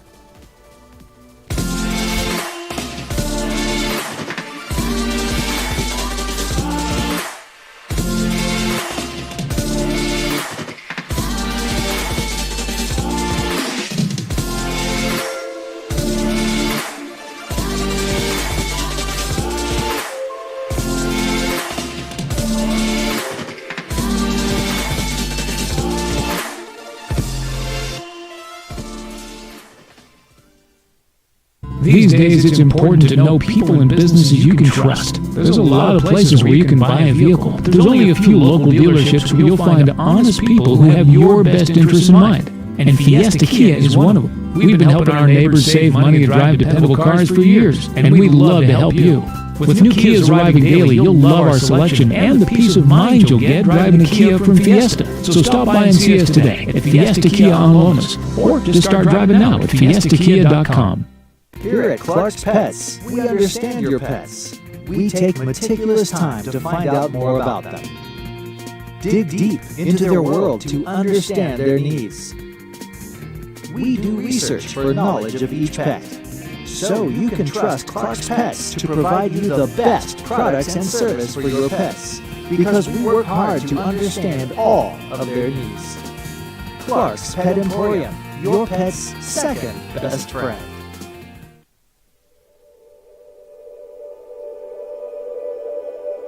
We aren't all born with the same opportunities. But it's the people who care that change everything. You ready, son? Ready? My coach, my teacher, my older sisters, my grandma, my brother, my tutor, my dad, my mom. As Mexicans, it's up to all of us to do our part. So that no child goes without love. And no family has to do it all on their own. They're all our children. Every single person is called to make a difference in the life of a child. It's up to all of us to do our part. To pull together. Pull together. Pull together. To make New Mexico the best place to be a kid.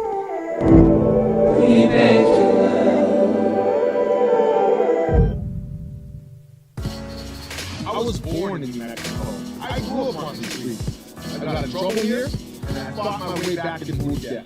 I love New Mexico, especially the people. Now I'm using my training, tenacity, and energy to fight for you. I'm Adam Oakey, lawyer, fighter, and New Mexican. I was a local athlete here in New Mexico, so I'm proud to support your local athletes.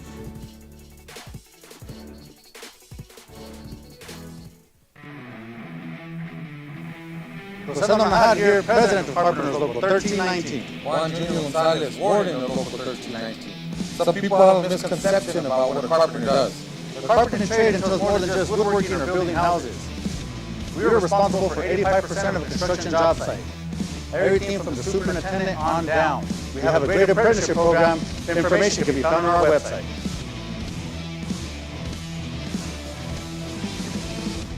Teenagers love a party, especially during prom and graduation season.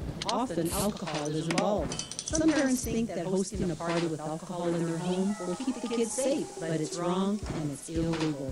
As a parent, to allow your teenagers, underage friends to consume alcohol on your property is a felony. Parents who host lose the most. Don't be a party to teenage drinking. This is a program of the Drug Free Action Alliance. For more information, go to burnsville.gov/do-not-host.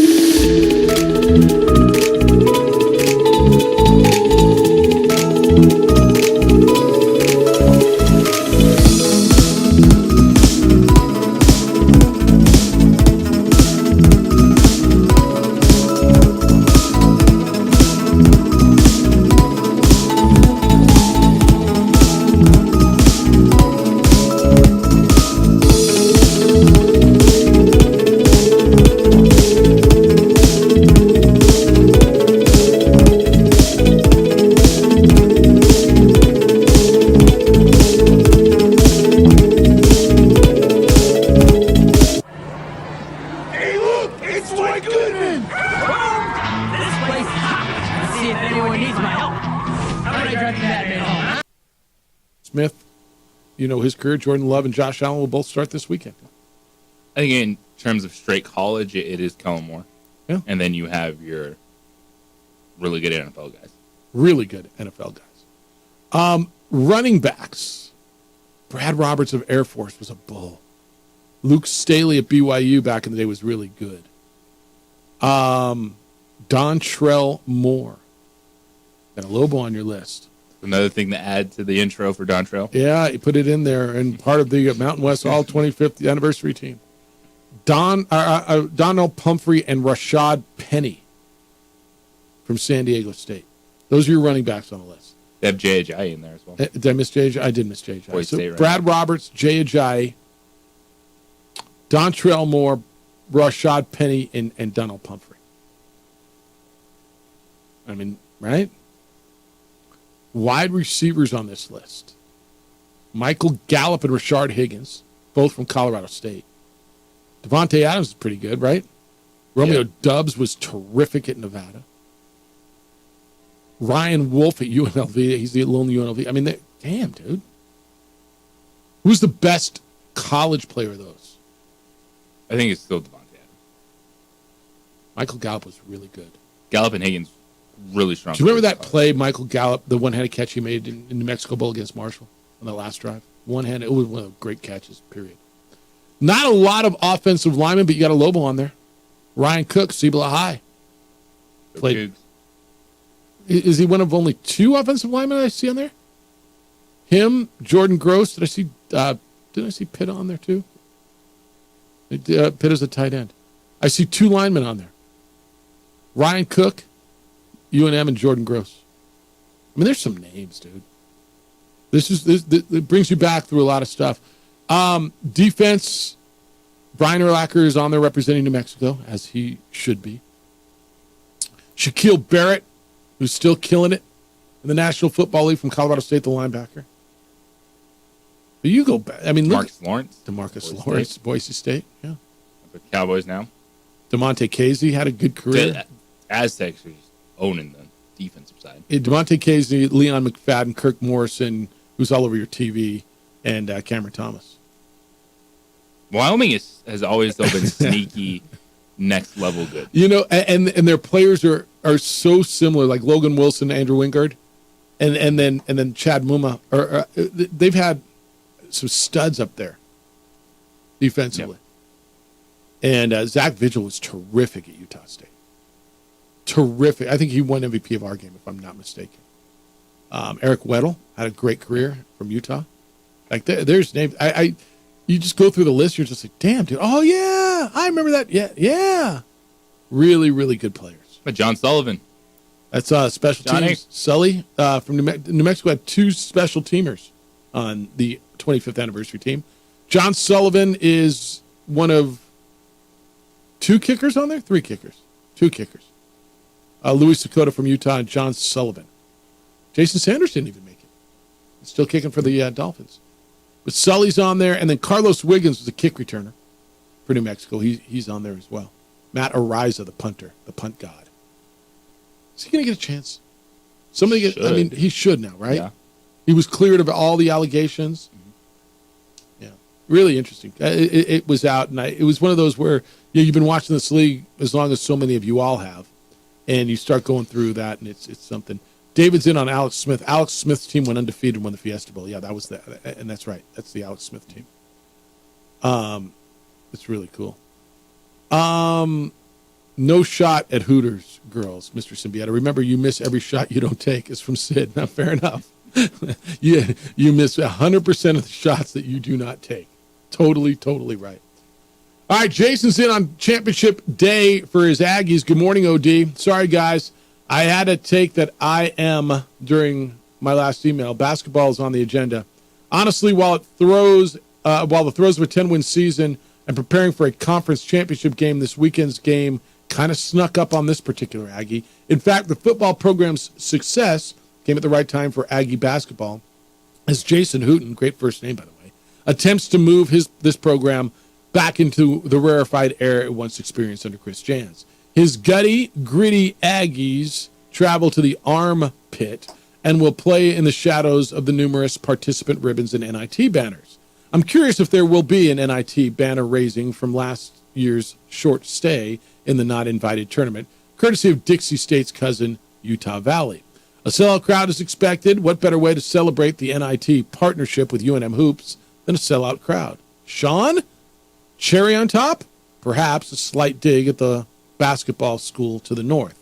Prediction, Aggies 27, Lobos 17. Oh, sorry, I forgot. Football on the brain. It's actually pretty funny. Patino's guys 71, the Fighting Jason Hooten's 61. Aggie fans are pragmatic, not delusional. Bonus prediction, Aggies 31, Jerry Falwell's Fighting Flamers 28. Crimson Elite, Jason. You said PS and then there's no PS. So Jason, that's the first time I think Jason's ever predicted the Aggies to lose to the Lobos. That's a really good email, by the way. Sorry, 27-7. Oh, wait. That was football.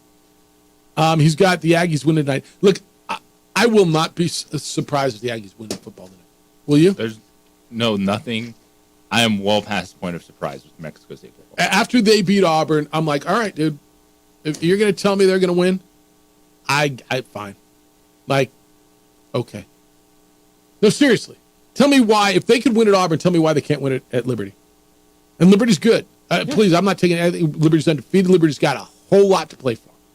Liberty's got a potential, if SMU can beat Tulane, Liberty potentially could be playing in a New Year's Six Bowl.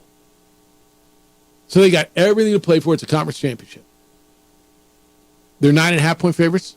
But if you're going to tell me New Mexico State won the game, I mean, after and look, this isn't a cute little football team anymore. They're a pretty damn good football team. I won't be surprised. I'm right there with you. I would take them in the 9.5. Now, I'm not very good at betting. Oh, and we got to do that when we get back, don't we? Kind of got to throw a three-for-all together. All right, when we come back, we got a three-for-all. We'll wrap it up. Everything you need to know as you go into your big old weekend. It's the opening drive. Jeff, JJ, DC on 95.9 FM and AM 610. The Sports Animal.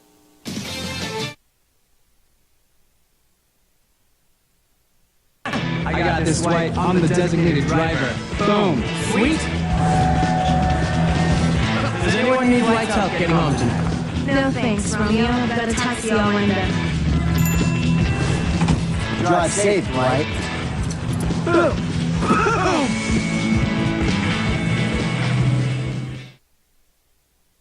We would like to thank the following sponsors for making this broadcast possible. Albuquerque's leader in sports is ProView. From pros to prep. All your favorite action.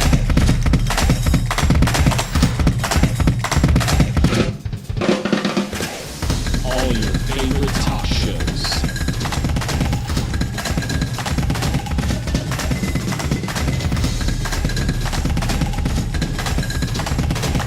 Find it on ProView Networks.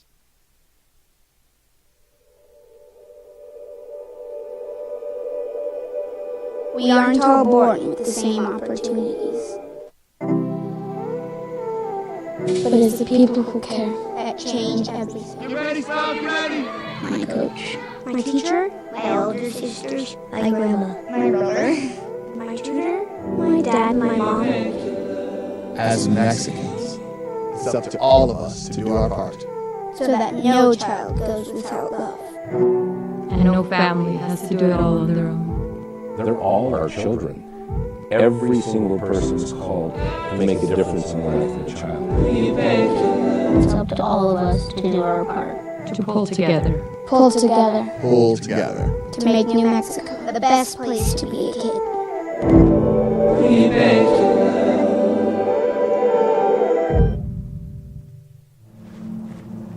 Young driver, this one. Hard to get her out. She'd been drinking. This one. Both of them gone. They'd been drinking, and he drove clear off the road. This was my family. Drunk driver hit us. And my wife and our daughter, they didn't make it.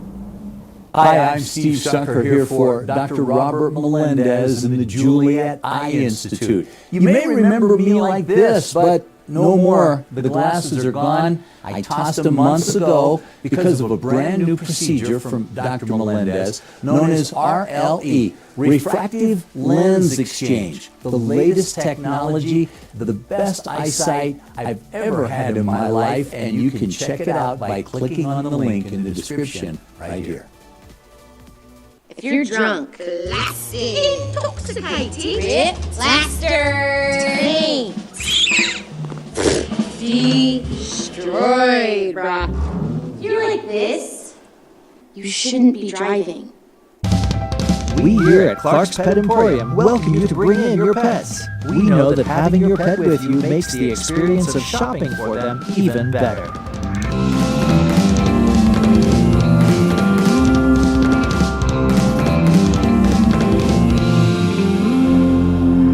And we welcome you to bring your kids also.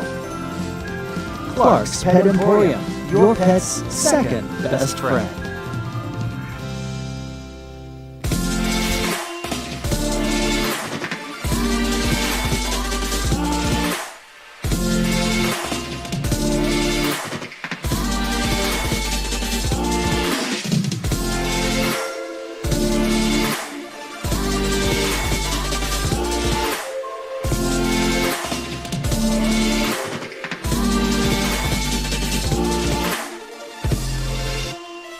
Is universal.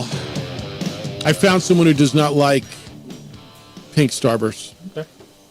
Jeff Grammer's pink Starbursts are stinky. Stinky has been a descriptive term that has been used quite a bit today that I don't think I've used in the last, 4 years, 5 years, but it's been quite quite common on our show today. All right. You ready to do a little 3-for-all? This is where we show you how hard it is to bet. We pick 3 random bets on the NFL board. And then we come in on Monday and realize how bad we are. If every instinct you have is wrong, then the opposite would have to be right. Yes, I will do the opposite. Not 2, not 4, not 5, not 6, not 7. We enter this. 3. Sorry.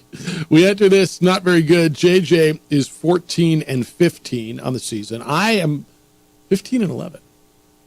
I'm above ground right now. And DC has bonus losses. He is 11-19-1. JJ, what's your first pick? I'm going Pittsburgh minus 5.5 at Arizona. At home versus the Cardinals. Versus Arizona. All right. My first one is Indianapolis -1 on the road at Tennessee. I looked at that, but I've been riding the Colts a little too hard, so I shifted over to the Lions -4 at New Orleans. Lions minus, we got it at 4 or 4.5. According to BetMGM, it's 4 All right. at the moment. So that's where we'll keep it. All right. My second one, Miami, Washington. I will go under 49.5. That's a chunk of a number. I think there's going to be some weather. Miami doesn't play. I don't think Tua likes the cold. I don't think Washington's going to score a lot. I'm going under the 49.5. DC, what's your second one? My second one is the Packers +6 versus Kansas City. I almost went money line. Very close, but I will take the points. What's your second one? I'm going under, a little smaller number, 40.5. The Rams versus the Browns. Okay. You like that defense? It gives up a lot of points, huh? Well, if Joe Flacco's playing quarterback, yeah, that's fair. I think this could be 2013 type of football game. Yeah, fair enough. What do you got for your third? All right, number 3, Nuggets at the Suns tonight at 8:10 on ESPN. I will take the over 225.5. Over 225.5. What do you got? I will take Tulane -3 in the American Athletic Championship over SMU. Because SMU's quarterback broke his leg last week. All right, I'm going, staying in NFL, I'm going over 46.5 Detroit, New Orleans. I think New Orleans found something on offense. I think Detroit's going to wake up and, I don't know, I'm an idiot. But, so go against us. And we'll The Saints team that scored 15 points last week? Yeah, I think the Lions defense, after last week, I think they're going to tighten it up quite a bit. Yep. All right, text line. Hey, Jeff, in those Mountain West all-time teams, remember that Fresno State, Boise State, San Jose State, Utah State, Nevada are not always in the Mountain West. Are there any TCU players on the team?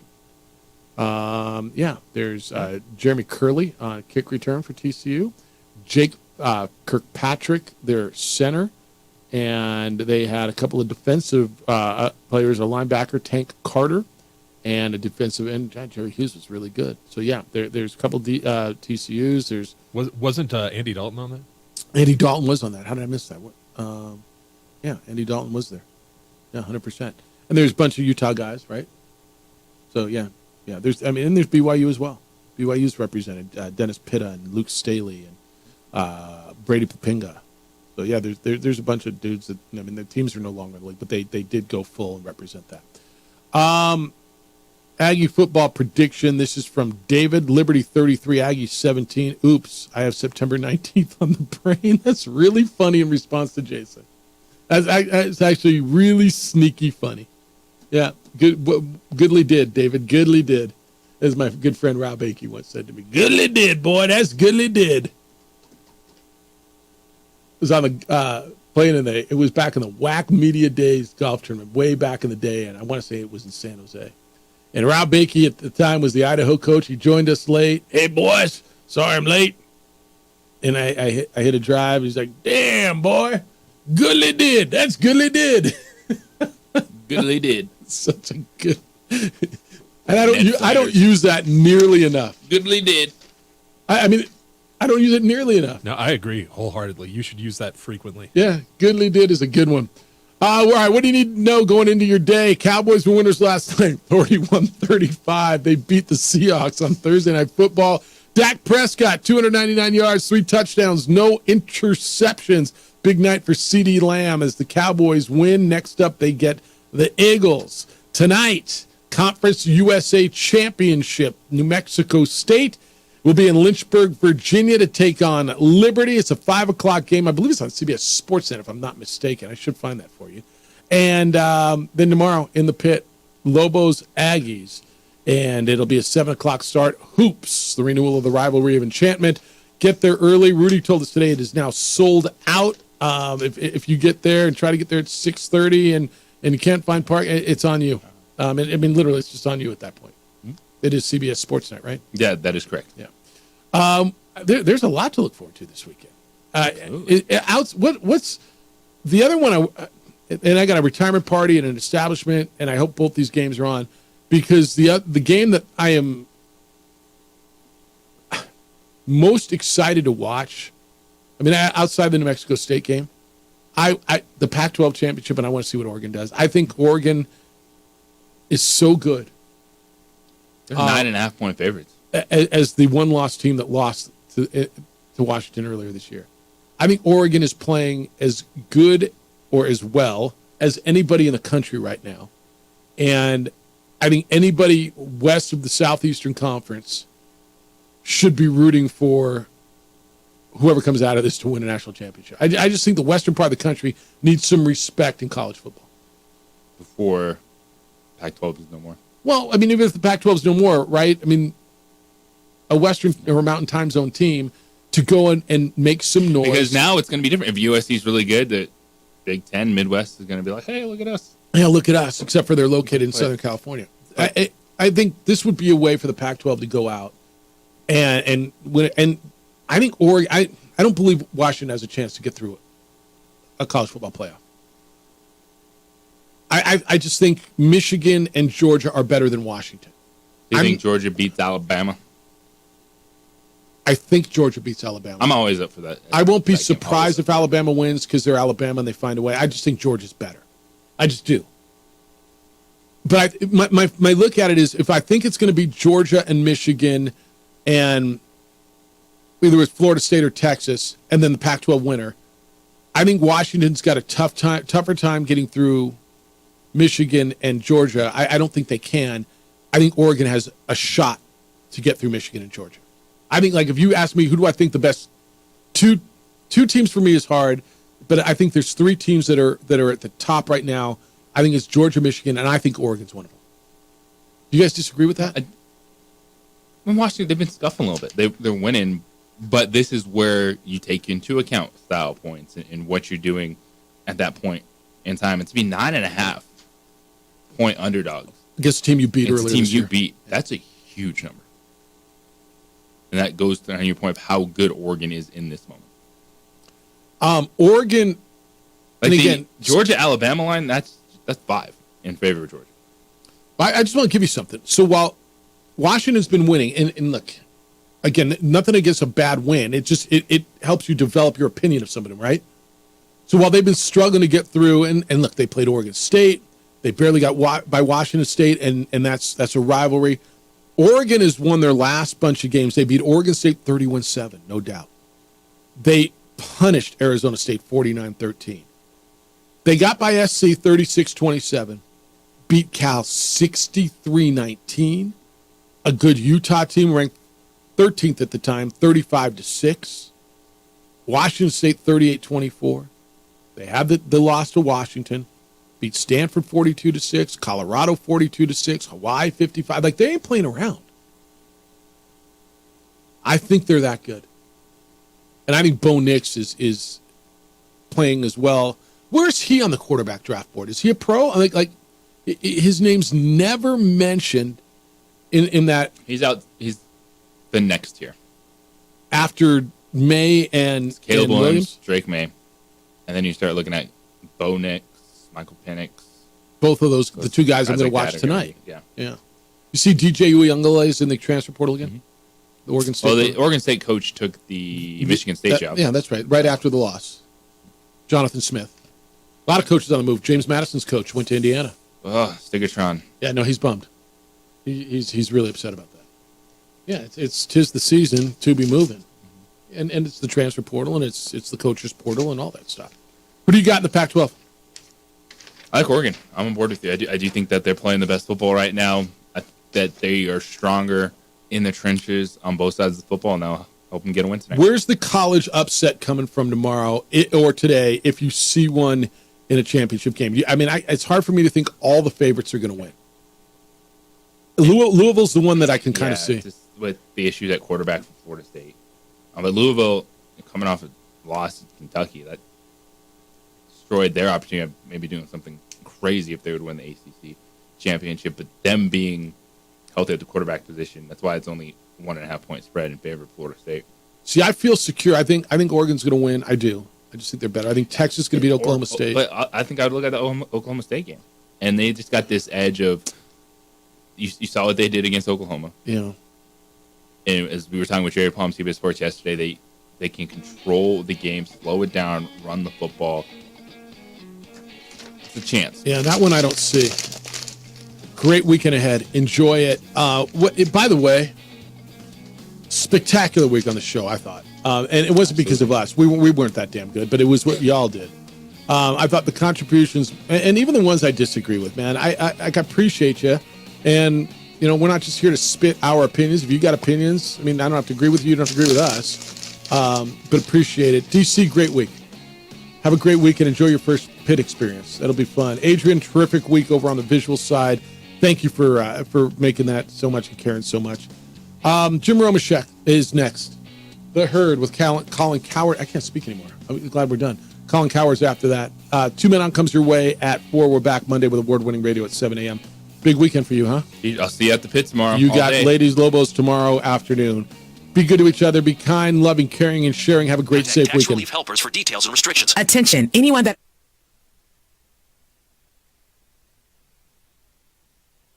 We would like to thank the following sponsors for making this broadcast possible.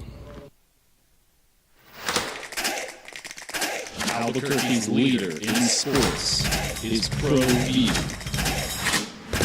From pros to prep. All your favorite action.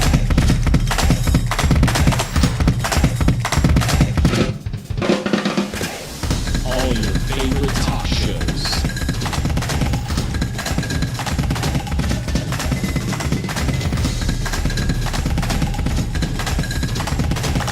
Find it on Pro View Networks.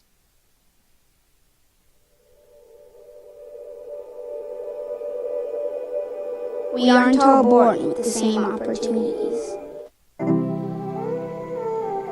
But it's the people who care that change everything. Get ready, Sal, get ready! My coach, my teacher, my older sisters, my grandma, my brother, my tutor, my dad, my mom, and me. As Mexicans, it's up to all of us to do our part so that no child goes without love. And no family has to do it all on their own. They're all our children. Every single person is called to make a difference in the life of a child. It's up to all of us to do our part. To pull together. Pull together. Pull together. To make New Mexico the best place to be a kid.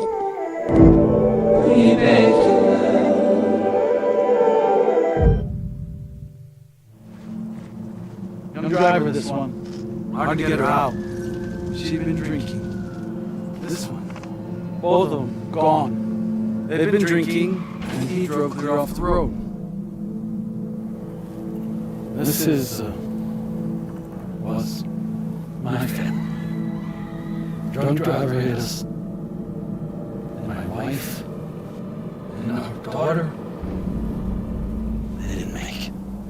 Hi, I'm Steve Sucker here for Dr. Robert Melendez and the Juliet Eye Institute. You may remember me like this, but no more. The glasses are gone. I tossed them months ago because of a brand new procedure from Dr. Melendez known as RLE, Refractive Lens Exchange. The latest technology, the best eyesight I've ever had in my life, and you can check it out by clicking on the link in the description right here.